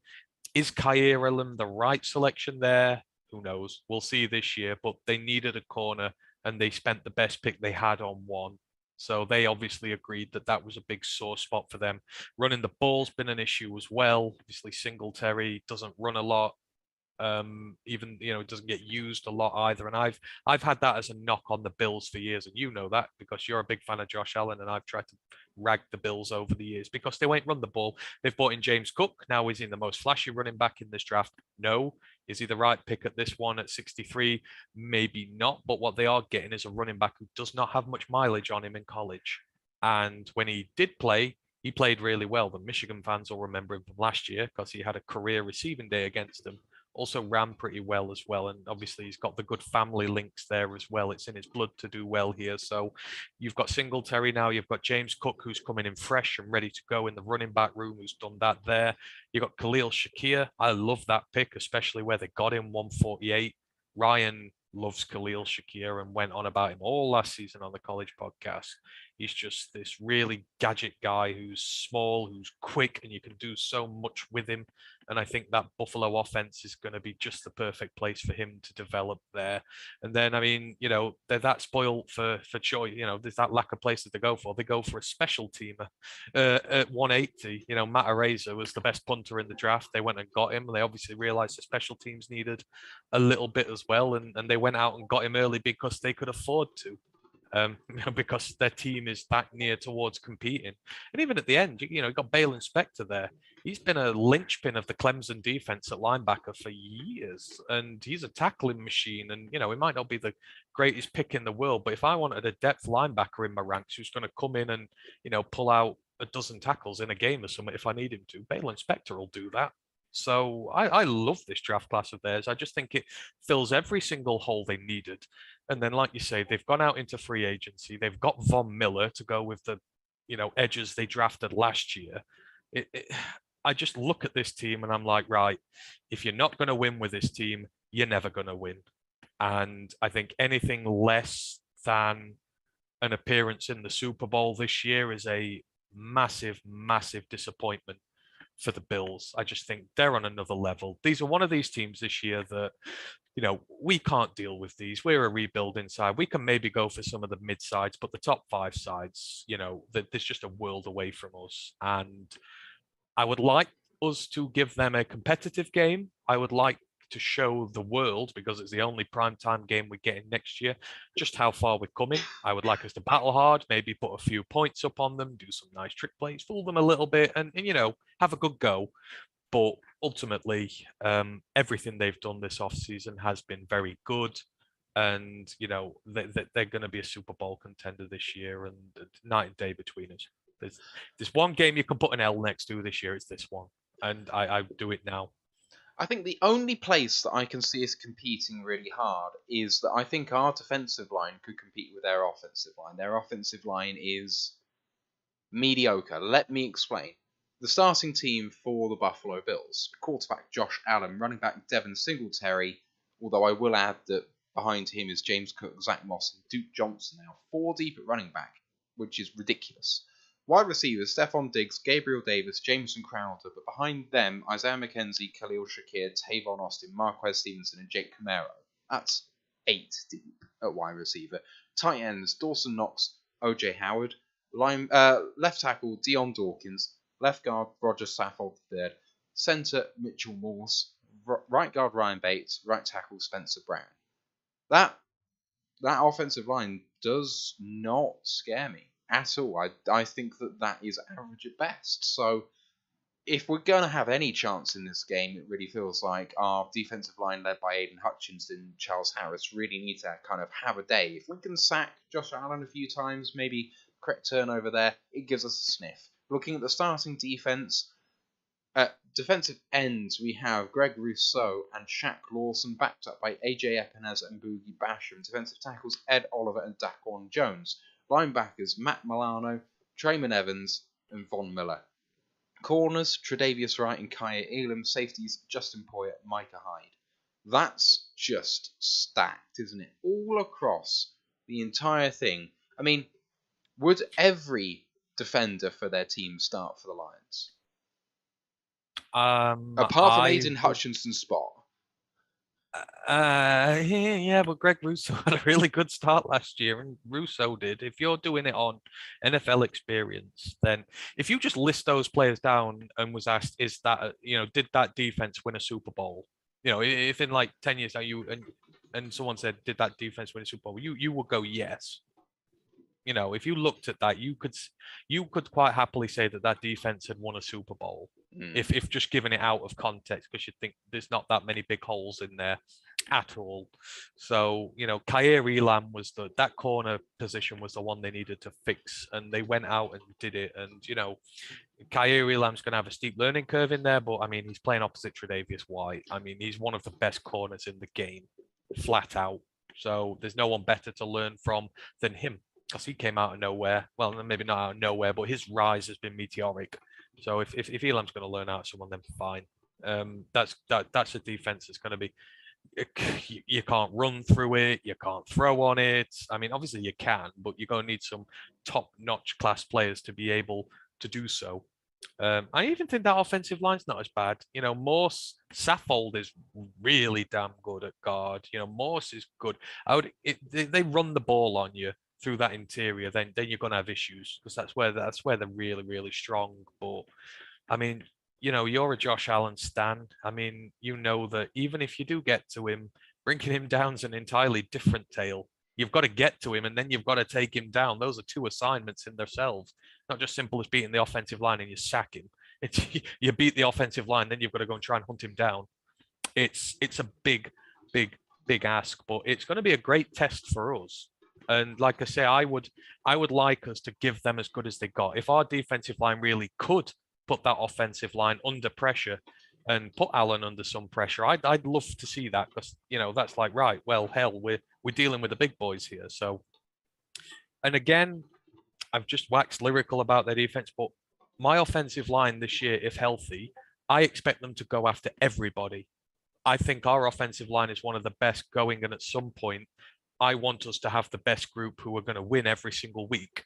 And at some point, we're going to need that to happen. So this is going to be a huge game for them. If they're all still healthy by this point and playing well, then I want to see them go to town on that defensive line and give us a chance. Because if I'm not saying we are going to win, but every given Sunday, if we are, it's going to rely on the strongest part of our team dominating and giving us a chance. So I'm looking forward to it. I just want us to be competitive. That's all I want us to be. I don't want us to get blown out this year. Every team's going to have one blowout a year, I reckon. But against these good sides, I just want us to compete and look good because that's what this year's all about. Showing that we can compete with some of the bigger teams, and then next year really going after them and starting to beat them. There we go. Right, let's move on to week 13, game number 12, which is the visit of the Jacksonville Jaguars to Detroit. And let's have a look how they drafted. We all know who they took number 1 overall in what would have been a shock a few months before, but appeared obvious just a few days before. They take Trayvon Walker at number 1 overall. Devin Lloyd goes at 27. Luke Fortner at 65. Chad Moomer at 70. Snoop Connor at 154. Gregory Jr. at 197. And Montaric Brown at 222 in free agency. They didn't lose a huge amount. Tavon Austin, Damian Wilson, James O'Shaughnessy, Taven Bryan, DJ Chark, Jacob Hollister, Jihad Ward, Miles Jack, Andrew Norwell, Carlos Hyde, Nevin Lawson, Terry McRae, Dylan Moses, Matthew Wright, Terry Godwin, Dakota Allen, Denzel Okafor. And as we all know, they had a very active incoming class in free agency headed by Christian Kirk on a 4-year, $72 million deal at wide receiver. And they also took on one of the most highly paid guards in the NFL in Brandon Sheriff from Washington, the twice tagged guard. 3 years, almost $50 million for him. Also took Foyazade Olokun, 3 years, $45 million. Darius Williams, 3 years, $30. Same for Folu Fatikazi. And Zay Jones, 3 years, $24 million. Evan Ingram, 1 year, $9 million. I mean, they are blowing money left, right, and centre. We all know that they had to overpay for their talent. We are very familiar with the concept of having to overpay for talent. But I have a look at this team. I do not think it's as much of a dumpster fire as people are making it out to be. Let me read their starters, and we can argue all day about whether they wasted cash. But what matters is there's talent on the field. Can this team give us problems? Quarterback, Trevor Lawrence. Running back, Travis Etienne, James Robinson. Wide receivers, Christian Kirk, Marvin Jones, Zay Jones, Laviska Shenault, Laquan Treadwell, Jamal Adams. Marvin Hall is there as well, apparently. Tight end, Evan Ingram, Dan Arnold. And the offensive line, left tackle Cam Robinson, left guard Ben Barch, centre Luke Fortner, right guard Brandon Sheriff, right tackle Jawan Taylor. On defense, Foloronzo Fatikazi, nose tackle Devon Hamilton, defensive end Roy Robertson Harris, linebackers Josh Allen, Devin Lloyd, Foyazade Olokun, and Trayvon Walker, cornerbacks Darius Williams and Shaquille Griffin, safeties Rashawn Jenkins, Andrew Wingard. You think they can give us any problems, Anne? I think they can give us a lot of problems this year. First off, about the draft, I think out of all the ones we've done today, this was my favorite draft from all of them. I know the argument's going to be there over Trayvon Walker and that and what's going to happen with him. We'll just shelve that for one side. Trayvon was probably going to be a top 5 pick regardless, so they've not massively overpaid for him in the grand scheme of things. But I mean, just look a little further down. All the guys they've got Devin Lloyd and Chad Moomer. I mean, I'm jealous as anything of that linebacker room. They already had Josh Allen, they already had Kayvon Chasen, and now they've got Devin Lloyd and Chad Moomer in there as well. That's just not fair. That's the sort of linebacker room I want here, and I would take that in a heartbeat. I would swap every single linebacker we've got for those. And I know I like some of our linebackers, but I'd swap them all without even thinking twice about it. So I like what they've done there. And then, even further on down in the draft, you got Luke Fortner. I think he's going to be a great player. He is versatile on the line, another Kentucky guy. Kentucky make their guys strong and nasty and versatile.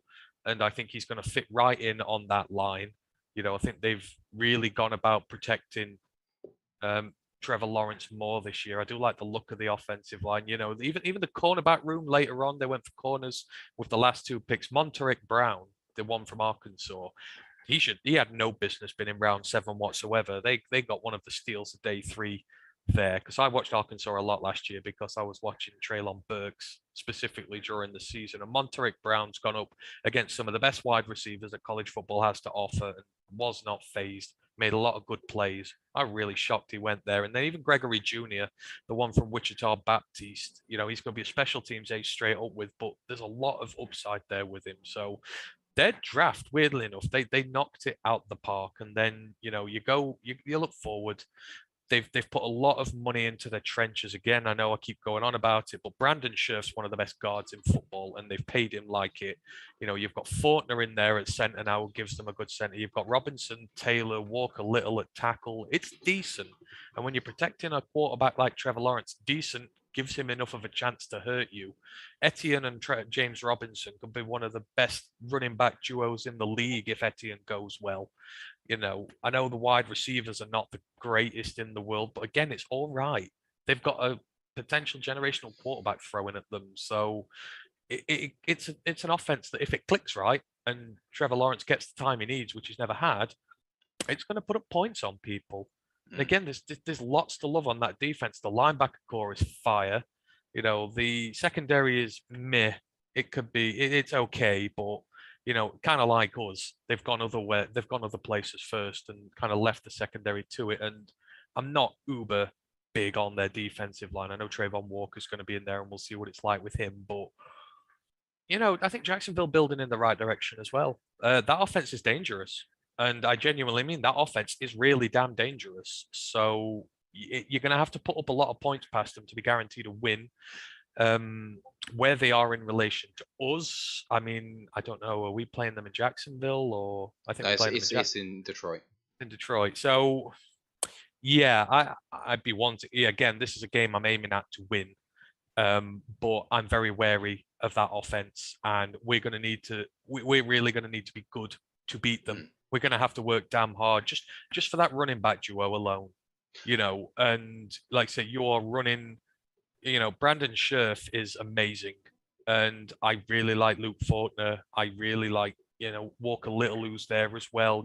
You're going to have an offensive line to deal with who are protecting some really good running backs. So this is a banana skin, a big banana skin for us. I think it's one that people might expect us to win, but I'd be like, just careful, hold the brakes a bit. We're gonna have to play damn well to beat them.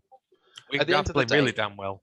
It's the definition of a trap game. There's not going to be many for Detroit because we're not favourite in many games. But at the end of the day, people in the Lions kind of Twitterverse, Facebookverse, are chalking up this game as an automatic win based on what Jacksonville have done in the past. And it's what people have done to the Lions for years of playing the Lions. Oh, that's a win. And the Lions fans are doing it about this game, and they are ignoring what's happened. Oh, they've overpaid. And it's like, okay, fine, they have overpaid, but that doesn't detract from the players they actually got in. It just detracts from the general manager having to overpay for these players. But that doesn't mean that those players are bad. It just means the finances were bad. We shouldn't be doing it about anybody. We shouldn't be guaranteed. I know I've said about the Bears been bad on that, but I still realise that on their day they can give us trouble with Justin Fields. But this is a trap game, and don't write them off. I mean, I wanted Oluwakwon, the Jets guy, another defensive tackle.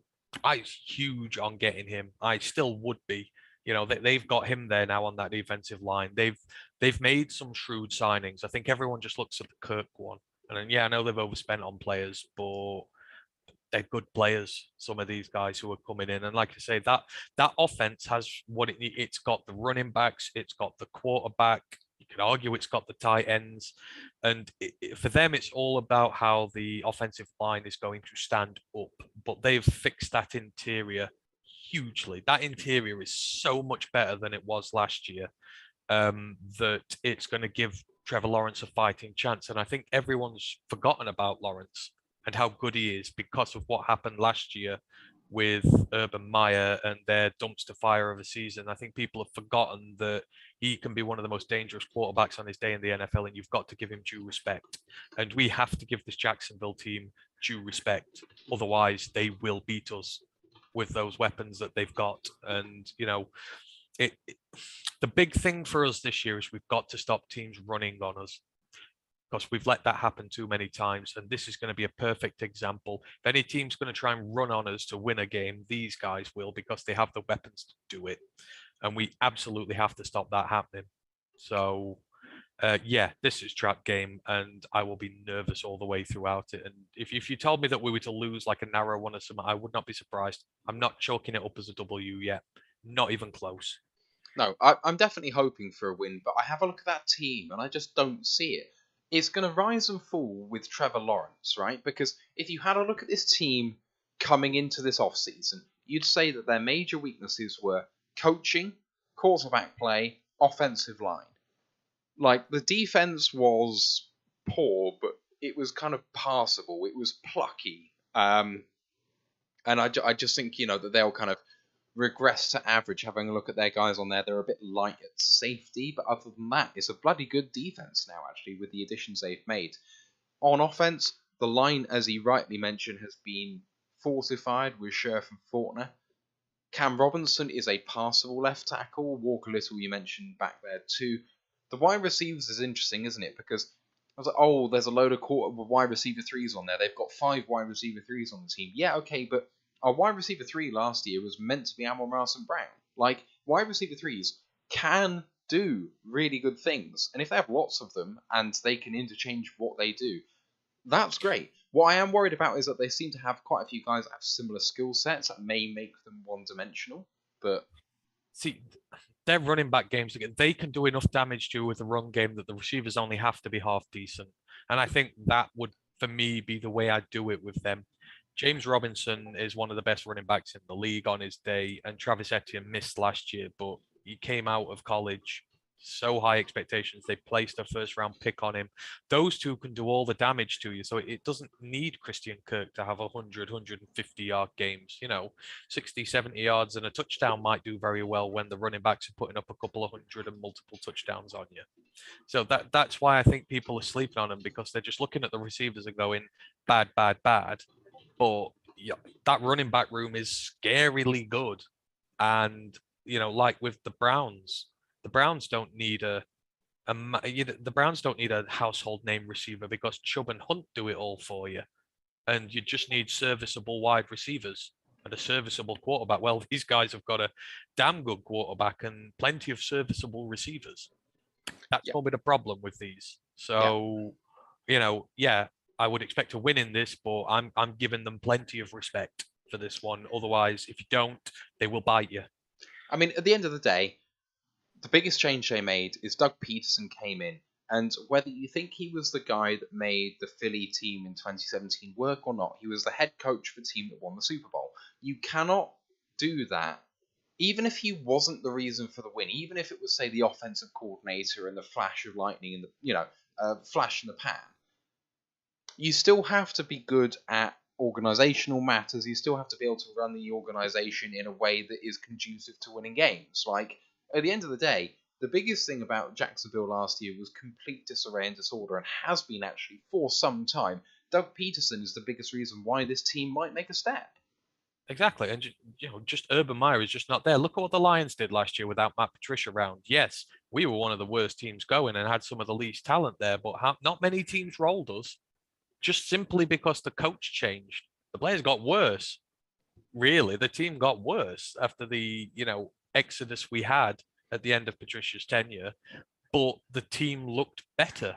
Oh, outperformed expectations. Exactly. Absolutely. And ended the season on a roll. And Jacksonville have a better team than we had this time last year, I hate 100%. To say. They've got their quarterback of the future. They have 2 stud running backs. They have a decent enough line. They've got some good pieces on defense. So if Dan Campbell can do that with, the rags he had here, Doug Pedersen, who's gone to a Super Bowl with them, it's potentially dangerous. And they're not in the most competitive of conferences at the minute. everyone's there to be shot at in that division. So yeah, I'd be wary. I'd be very, very, very wary. Certainly more so than teams like the Giants and the Bears and stuff like that. I'd be really wary of the Jags. Right. We are going to move on and we're going to skip over week 14, game 13, which is at home against the Vikings. We talked about the Vikings as a team in the previous episode and about their visit to us in week 3. Is there anything that you feel needs to be said about this second game that we perhaps didn't already address? Well, no, like the comment in Twitch said, we're going to sweep them and go 5-1 in the division or something like that. So um, The Vikings are trash. yeah, I still think the Vikings are going to be I still think the Vikings are going to be a tough proposition this year. I think we swap home games like we did last year. Or we split home games. Sorry, I think they'll beat us at wherever it is the hell they play in Minnesota, and then US we'll Bank. beat. Yeah. No, I was just joking. I don't care. Oh. Yeah, I think we'll beat them at Ford Field, and I think they'll beat us in Minnesota again. I think it'll be similar to that. Although I would expect us to be quite competitive against them. But I would chalk this one down as a win, whereas I'd chalk the first one down as a loss. Fair enough. Right, so we're going to move it on instead to week 15, which is at the New York Jets. Their draft class at number 4, Ahmad Gardner, number 10, Garrett Wilson, number 26, Jermaine Johnson, 36, Brees Hall, 101, Jeremy Ruckett, 111, Max Mitchell, 117, Michael Clemens. Their free agency, they lost Morgan Moses, Jamison Crowder, Ryan Griffin, Jared Davis, Foley Fatukasi, Keelan Cole, Marcus May, Tyler Crofts have all been signed by other teams, and still available are Lawrence Duvernay-Tardif, Alex Lewis, Greg Van Rotten, Cameron Clark, Austin Walter, Zane Lewis, Kyle Phillips, Matt Amendola, Isaiah Williams, Brandon Diller, DJ Montgomery. They were replaced by Laken Tomlinson, 3 years, $40 million, DJ Reed, 3 years, $33 million, CJ Uzama, 3 years, $24 million, Tyler Conklin, 3 years, $20 million. Jordan Whitehead, 2 years, $14.5 million. Jake Martin, 3 years, $13.5 million, as well as Solomon Thomas, Greg Zerline, Marcel Harris, Greg Sonat, and Nick Borden, the former Lion. That is a pretty strong array of free agency talent brought in as well. They are attempting to tool up, and low-key, potentially my favourite draft of the entire NFL. Yeah, you know what? The more I've looked at this team, the more I'm scared of playing it next year, purely because of who's coaching it. Rob Saleh is a good coach, and I think he's got the Jets heading in the right direction. They're sort of on a level pegging with us at the minute. But I mean, the draft, we talked about it. Love the first half of the draft. I couldn't care about the second half of it, but I think they knocked the first half really out the park. And I know we sort of pontificate about why Brees Hall will go there, but their running back room again potentially very dangerous. And you just look at the offense there. Zach Wilson, jury's out, but good running back room. Michael Carter and Brees Hall are a dangerous running back room. And you can't deny that. Elijah Moore, Corey Davis, Garrett Wilson as a wide receiver core. That's a good wide receiver core. CJ Uzoma played well last year. I like their offensive line. George Fant, Mekhi Becton, 2 very good tackles. They brought Laken Tomlinson, who did shit for us, but really well for the 49ers and is worthy of his contract there. Vera Tucker, last year they invested in. The only kind of question mark you've got over there is the center, really, and even he's not that bad. That is another offense which I'm scared about going up against, purely because I don't know how our defense is going to play. And this is one where the running game could, again, if it gets imposed on us, is going to make it very difficult to play. I love Garrett Wilson. I say he was the best wide receiver in this draft. I will stand by that.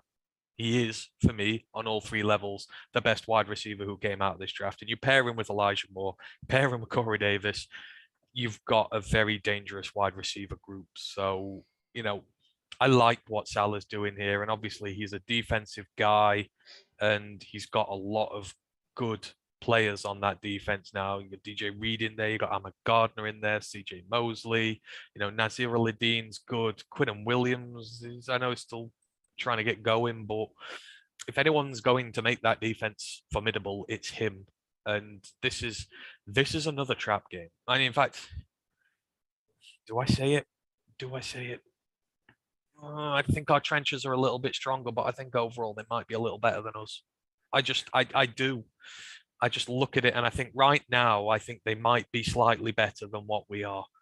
I think maybe our trenches are better, but I think just at some of the skill positions and that, I'm concerned. So I know, and I didn't think I'd say that about the Jets, and the Jets are the Jets, so they could end up sucking, and the depth ain't there. I've talked about liking the offense, but the depth beyond some of these starters is poor. And if they get some injuries, then that could really derail them. I'm just going off what the starting group is now. I think this is another dangerous team, and I believe in their coach. I think that we all wanted Salah here. And I think we were disappointed we didn't get Salah. Obviously, we're not disappointed we didn't get Dan Campbell, but there was a reason we all wanted him because his stock was rising, and I think he's doing well. And I think in the draft they've drafted well. They've sort of chucked away the history of drafting poorly, especially early on. I think they've been quite sensible with the guys they've gone after and got. So, yeah, this is another trap one for me, and I'm interested to see how we play it. But unlike the Jags, I would be more disappointed, I think. Would I? I don't know. I don't know at this point. But these are just trap games. If we are playing well at this point in the season, and we have won what 5-6 games already by this point, and we've got some good momentum going, and we could go there and beat them. Whereas if we're not doing so well, they could do an Eagles on us, which I'd hate to say. So it's one of those. It's hard to predict so far in, but I like the job Salah's doing, and I think they've had a decent off season. And I think, like us, they're going in the right direction. Yeah, I completely agree. 100%. The only way we beat this team is if Zach Wilson is early 2021 Zach Wilson. He didn't show a huge amount last year, and he did get better as the season went on. He showed a little bit. But did he show enough to say that he can be the answer going forward? I would actually say no. I'm not out on Zach Wilson yet, but he's got a lot further to go, I would say, than Lawrence does. So if Zach Wilson can start to be the player that they hoped they were getting, this team is formidable. I would start using that word. All across the team, it's very strong. So Wilson is the key piece because I believe, like you say, the coaching is good. So I am fearful of this game. It's kind of like Goff with us in a way.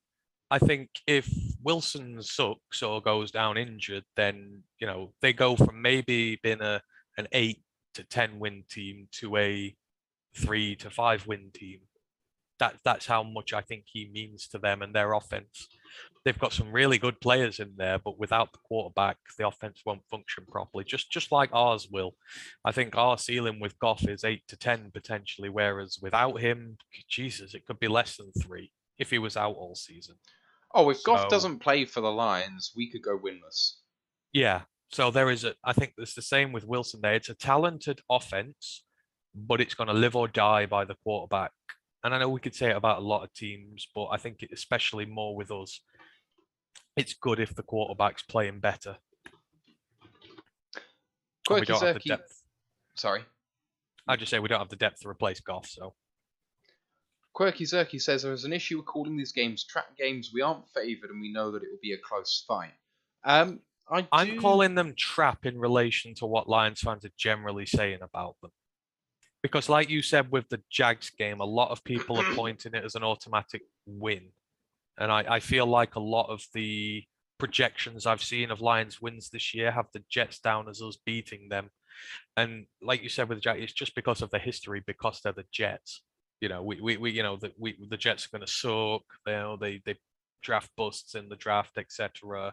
I think if you're looking at the schedule, your eyes, whether indiscriminately or not, automatically go to the Jets and go win. That's just how it goes. Yeah. So I get they're not trap games in regards to us being favourite, but I'm saying trap games as in, I want us to win 8 or 9 games this year.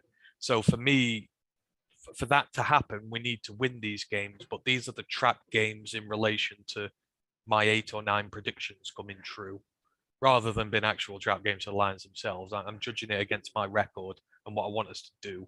If we're going to have 8 or 9 wins, we need to beat the Jags and the Jets really to get to 8 or 9 wins. And these are the ones that are, trickiest when they would seem easiest, if you get what I mean. Yeah, so DraftKings Sportsbook, when the schedule came out in mid-May, had New York here by 2.5 points. And I'm going to move on to the next game, where DraftKings also has the opponent by 2.5 points, away from home, at Week 16, Game 15, against the Carolina Panthers, which is interesting. I know that a lot of people are actually pretty high on this team, apart from one particular position, so let's crack on with that now, if I actually find the right place to be. Carolina, their draft, which is low-key really good for what picks they had at the pre-day one. Number 6 overall was Ikem Ekwonu, 94 Matt Corral, 120 Brandon Smith, 189 Amare Barno, 199 Cade Mays, and 242 Kalon Barnes. In terms of their free agency, they lost Daquan Jones, Stefan Gilmore, Jermaine Carter, Morgan Fox, Amir Abdullah, Hassan Reddick, Trenton Scott, and Alex Erickson. They've all been signed. Still available are Matt Paradis, Cam Newton, AJ Boye, John Miller, Azur Kamara, Mike Panazuk, Lirim Hadrulu, I'm butchering these, apologies, Joe Jackson, and Drew Hartlaub. And then they brought in Dante Jackson, Austin Corbett, Xavier Woods, Johnny Hecker, Damian Wilson, Matt Ioannidis, Bradley Bozeman, Rashawn Melvin, Justin Burris, Rashard Higgins, Brandon Zylstra, Sean Chandler, and Chris Westry. Some of those re-signings. Some of them across the whole thing are re-signings, but they're listed as incoming players because they were re-signed having been free agents. The starting team is interesting across the board because I am buying the idea that this team is very good apart from the position that matters. Quarterback Sam Darnold, running back Christian McCaffrey, wide receivers DJ Moore, Robbie Anderson, Terrace Marshall Jr., Rashard Higgins, tight end Tommy Tremble, offensive line Akeem Ekwonu, Pat Elflein, Bradley Bozeman, Austin Corbett, Taylor Motton, defensive ends Brian Burns and Yetur Gross-Matos, defensive tackles Derek Brown and Matt Ioannidis, linebackers Shaq Thompson, Damian Wilson, Corey Littleton, and then the DBs Dante Jackson, Jeremy Chin, Xavier Woods, JC Horn, with CJ Henderson back there as well. It's a team that's, at least at the starter level, pretty nice all the way down. The offensive line is perhaps not the flashiest, but Elflein, Bozeman, Ekwonu, good on that left-hand side. Wide receivers are pretty deep. Moore, Anderson, Marshall. Christian McCaffrey, you can say what you like about his availability, but when he is on the field, he can absolutely take over a game. The biggest question for me has to be quarterback. It has to be. Sam Darnold cannot be your guy going forward. We talked about that already. Matt Corral probably going to take some reps at some point. PJ Walker, the guy behind him. It's a tough one, this. It's on the road in Carolina. And at this point, it's probably all fallen to pieces. The coach might be gone. Darnold might be gone. The team might be in disarray. They might be tanking for a pick. Equally, they could surprise us all. See, you just mentioned it then. You said the team's not too bad, but they've probably got the worst head coach in all of football. And that makes a difference. Say what you like about Matt Patricia's teams. On paper, they were pretty good. Having Jamie Collins, Justin Coleman, Trey Flowers, all these guys in the team. You'd read that as a starting defense back in the year we had them and go, oh, well, that's not bad. But the head coach wrecked it. And Matt Rule wrecks things. He's shown that he can't win without Christian McCaffrey. I think they had him for one game maybe last year. They overloaded him and then he got injured again. They make it so that he's got like 30, 40 touches a game. He can't last as a guy like that, just giving him the ball and throwing it to him all the time. That's all they're based on. And when he's not there, when they don't have the running back threat to complement the game, to complement Darnold and his RPOs and stuff like that, then the offense falls to bits. And sorry, but I'm just not into this team one bit. Now, bearing in mind, yes, the tackles are now really good. I love Ike Ekwonu because he's one of my NC State guys, and Taylor Moton's probably one of the best right tackles in the game. He was one of the bright spots on there, but the interior is still weak for me. They can run it behind the tackles, which is going to be dangerous. You need to stop them running behind the tackles because Icky especially is a run game specialist. So that's going to be dangerous. But I'm sorry, I just don't see it. That defense has been poor despite the amount of picks they've put in there. They have put a bazillion picks into that defense. Even 2 years ago, I think they put every single pick into it. You're right, they got some good guys in there. You got Brian Burns in there, you got Derek Brown in there, but it's still not seemed to be enough for them. So I'm sorry, but given the state that franchise is in, they have a worse quarterback than us. They've got a worse offensive line than us. They're missing. They've got a worse head coach than us. In the key positions, they're lacking compared to what we are. And I'm just not intrigued. I just don't think that they're going to be us. I would be disappointed if we lost this. I don't care if it's on the road, although I think it's funny that the YouTube chat got it right. We've not even started talking about refs in the consideration here. We should have handicaps and then Detroit versus everybody referees handicaps. Because that will probably raise our handicap from about 2.5 in this to about 15.5 or something. It'd be stupid.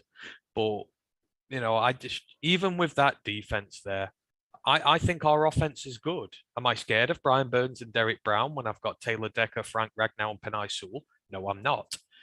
That's a big thing for me this year. We can say some of these defenses are good, but we're strongest where we can threaten them. So I'm still of the opinion that we need to win this Panthers game, because if we want to show progress as a franchise that we're going to be taken seriously, you have to win these games. Otherwise, there'll be an excuse every year for us losing them. It's like the Panthers. Oh yeah, but they're at home, and they got a few good players. It's like, well, no, sorry, but sometime we've got to go somewhere and smack someone and say, look, we're getting much better. You ain't got nothing on us, and we're going to have to put in some of those performances this year. There are some teams who are maybe around our area or a little lower that aren't going in the right direction, and we have to smack them and show them that we're doing it right. And I agree with this one. And this one with the Panthers, we have to really put a beating down on them and show them that this rebuild is to be taken seriously, because this year, like I say, it's all about performances and it's all about winning. Playing hard is not enough anymore. I'm sorry, but that year has gone. The year to play hard and lose valiantly has gone. This is the year to play hard and beat some fools. So I don't see this Panthers team. Yes, they can threaten us. Any team on its day can threaten you. But the position that it's in, with its leadership and its lack of quality in major positions compared to us, they don't have a claim on us. That defense might be a bit better, but the offenses, they're just completely different. Yeah, I completely agree. It's a bellwether game for the Lions. This is a team that the Lions will lose to if we're having a bad season. I don't think there's any doubt about that. But I think it's a team we should hope to win. I think it's a team that we should expect to beat, really. So, you have a look at the entire starting team, and I think, what, that defense is really quite good. But you're absolutely right on the coach. It's the most important thing in the entire team, apart from the quarterback. You talk about drafting fantasy teams, you hear it a lot on PFF's podcast and this sort of thing. If you're starting a roster from scratch and you're taking, first overall picks for building up the team in general, the first 8 picks are probably quarterback, and then like 9 overall might be a head coach. Like, that's how important these guys are. You get beyond the top of the top quarterbacks, and then after that, your head coach is the most important thing, and they don't have one worth his salt, unfortunately for him. you know what, he did very, very well at college, but it hasn't translated, and there's no reason to expect that it will. If anything, he's here just to see the end of this tenure, to bottom out properly, and they'll go again next year. I'm certain that's why they didn't go for a quarterback in round one. You don't give a quarterback who's dying on his seat a brand new quarterback that he wants, because he might be gone in a few months, and then the next guy stuck with him might not have wanted him. I think the only reason that they went where they did with him is because it got to a situation where it's like, oh well, we spent a third round pick on this guy, and if we fire him and a new coach comes in, the new coach is not under any kind of pressure to keep Matt Corral because he's just a third round pick. You flip him for a fifth or a sixth or something, and done your business and you move on. So I'm convinced that's the lack of faith in Matt Rule that they've shown. Yes, they've got the tackle, but tackles every coach can use. No coach is going to say no to inheriting a good left tackle, are they? Really? Whereas they will complain about inheriting a quarterback that they don't want. No one goes, oh, I don't want that left tackle who's really good. So I just think it shows an inherent lack of faith in Matt Rule. And like I say, if we're at that point in the season now where Matt Rule has been fired and things are not going well, and draft positions on the menu, and we're playing well, and we're looking to put a statement down, I think we can beat them, and beat them quite handsomely. So yeah, I think just in general, the whole thing is, I've been told again and again and again, as a Lions fan, that we need to focus on our trenches first and foremost. That's where the battles are won. Well, we've invested in them now. The offensive line is as good as it's ever going to be, and the defensive line has a mixture of well-played players and highly drafted rookies in there. I want dividends. I want to see this work. I want to see some teams be beaten by our total and utter dominance in the trenches. And these games like the Panthers are where I want to see it happen, because as a minimum, it should be happening against the bad teams. Otherwise, why have I watched 2 drafts of us just taking tackles and that, and been told that this is the way to go? I need to see it pay dividends, quite frankly. So that will be it for me in regards to those. Just want to quickly shout out to, we got asked a question in the chat. My man Lions Rumbles in there.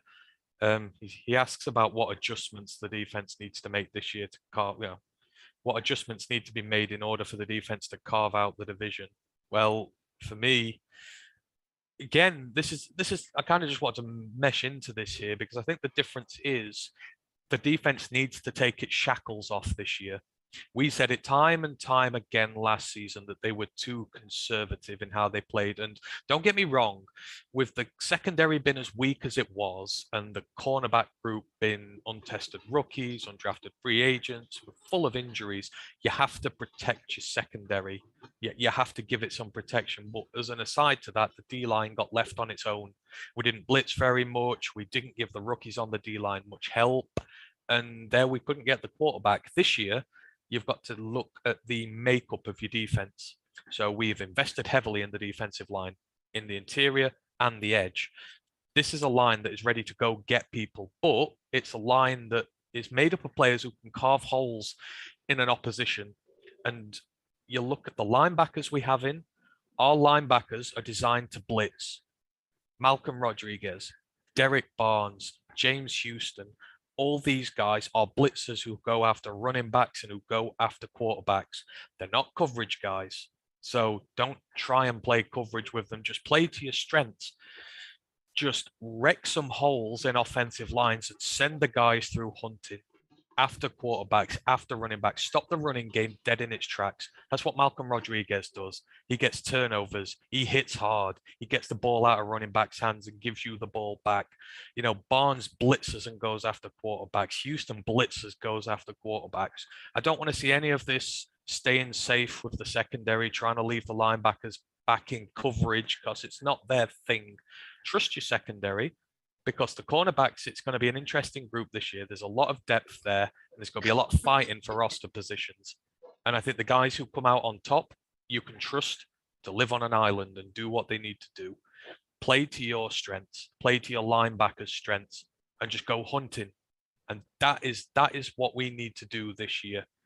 We're going to have to leave the secondary vulnerable. We might have some big plays put on us, but we're going to put up a lot more sacks, a lot more quarterback pressures, and we're going to win a lot more through the trenches that we've been told about. Just use your linebackers at what they're best at, because that's what happened with Barnes last year. He got put in coverage all the time. It's not his thing. It's blitzing. It's causing plays in the opposition backfield. So that for me is the big thing they've got to do this year. They've got to let the shackles go and just go all out aggressive, and let's show teams what we can do. Let's go kill some quarterbacks so that they can't throw on our secondary. I completely agree. It was exactly the point I was going to make. So the thing is, it's always talked about the NFL as a chess match. But the thing about chess matches, if you actually play the game, is that you don't force someone to make a good move. You so often in chess you'll make a move and there's an obvious response which is fine. And it's like, okay, you haven't given them a chance to do badly. You got to be able to let the offense hang themselves. And the only way you can do that is by trying to hit the running back in the backfield, by trying to let the quarterback see ghosts. The way that teams win games is by demoralizing their opponent's morale. You don't do that by sitting back in the Patriots way and say, go on then, beat us through the air, we're not going to pressure you. You've got all the time in the world, but we'll beat you in coverage. And it's like, well, okay, but then you're giving the quarterback a perfect situation to sit in the pocket and try and pick you off. And sometimes that'll work and sometimes it won't. But you're not introducing the factors which means a quarterback can beat himself. You're losing a massive element of how you can win a game. I'm not saying you have to do it a huge amount of time. It just has to be enough that it's in the quarterback's head that you could be coming at any time. And you saw what we did against the Rams last year when we thought we didn't have a shot, and we gave them a fright. Well, we need to be doing that in pretty much every game. Of course, that's our strength. Our strength this year is our defensive line. Our strength this year is having a group of linebackers who are specialists at blitzing. We have struggled against the run so much over the years. Let Aleem McNeil carve out some gaps in the middle. Go send Derek Barnes after a running back. Go send Malcolm Rodriguez after a running back. They'll hit them and make sure they stay down. And they'll go after quarterbacks and they'll make them uncomfortable. There are so many mid quarterbacks in this league who are completely different prospects when they can't play their safe RPO passing game, when they've got a running game supplementing them. When you put a game onto some of these guys, they'll crumble as a result of your aggressiveness. And then you don't have to be aggressive all the time. You let the quarterbacks make the mistakes for you. You know, not one of these linebackers we have would I trust in coverage really this year. So let's not use them in coverage. You can train them all over the summer to do it, but I just want to see them do what they're good at. Bring your safeties up, be aggressive, get the safeties to cover that middle of the pitch where your linebackers would usually be, while your linebackers are often going. I trust my corners to look after a lot of guys here because they showed that they could last year. Show faith in them and just, yeah, go aggressive. I just want to see Derek Barnes herring through gaps, bringing quarterbacks down, hitting them hard. I want to see Malcolm Rodriguez stood there going, bang, getting the ball out. I want to see James Houston come in through and live in an opposition backfield. That's what I want to see. And we will beat teams by strangling their offenses. We have the tools to do it. We just, we can't, like you say, fall into that trap of going, just beat us through the air and we'll cover you. That's not our team's thing. I just want us to play to our strengths, and that is our strength. And I think that is worth a lot of wins next year, depending on, how we go about it. If we're too conservative, we're going to give up a lot of points and it's going to be even harder to win games. And, why invest in all this D-line? Why invest in these specific type of linebackers if we're not going to use them to their strength? There are other coverage linebackers we could have taken in the draft when we took Rodriguez and Houston when we did. We've taken them specifically for their ability to blitz and cause problems in a backfield. Because running game and RPO passing has just been our Achilles heel for far too long. That's why we've got them here, so damn well use them for it. Yeah, absolutely. I can't add to that. And just to mention, week 17, week 18, Chicago and Green Bay, we've mentioned them either. We've mentioned Chicago earlier in this pod. We've mentioned Green Bay in the previous pod. I don't think there's anything to say here apart from if Green Bay have sewn up the division and possibly the number one overall seed in the NFC, perhaps this is a game again that you might unexpectedly see us win. But that's all I have to add on the rest of the schedule. Yeah, at this point, I want the Bears to know that they're in for a top five pick, a high top five pick, and I want them to have one last embarrassing performance against us to just really rub it in that we're not the whipping boys no more. They are. And it's on to them to try and get better next year because for me, we're on a different trajectory to them. We're higher than them. We're building our team right. And they're one of the teams we need to make an example of this year. I know I asked the question about acceptable progress in 2022 on Twitter earlier this week, and there were a wide range of opinions on there. And some people are like, just another good year of player development will be good for me. And, for me, that's not enough anymore. Players can develop as much as they want, but eventually you have to start beating teams. You have to start making people go, oh my God, what's that? Like the Cardinals last year, you know, people turned around and took notice and thought, "Oh God, what the hell's going on in Detroit?" And we need more of those wins this year. If we go smash the Bears, people go, "Oh, hang on," you know. They've been the bottom feeders for the last few years, but now Dan Campbell, he's had his first year, he's strengthened up, he's had 2 drafts, and all of a sudden, they're putting whippings on teams in that league. And then people really take notice of you and give you respect. And that's what I expect this year. Teams like the Giants, the Jets, the Panthers, the Jags, the Bears, they can give us problems, but this is a year when I want to start smashing some of them and showing that this rebuild's on the right track. And for me, that is what is acceptable this year.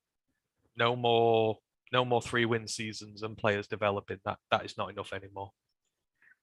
There we go, and you'll hear more about that all the way through the off-season, about where we think this team's going to go, especially in the run-up to the league year, which is not too far away. That concludes this episode. The next episode, this time next week, Monday, June 13th, the Detroit Lions 2010 to 2019, the Naughties all-decade team show, and we may be joined by a special guest. I am working on him, and could be quite an exciting coup for us to get this particular person on board, so do look out for that one next week. Otherwise, don't Aaron forget Donald got paid. Yeah, Aaron Donald in 3 years, $95 million. Just unbelievable, isn't it? Yeah, only non-quarterback to reach $30 million a year. Incredible.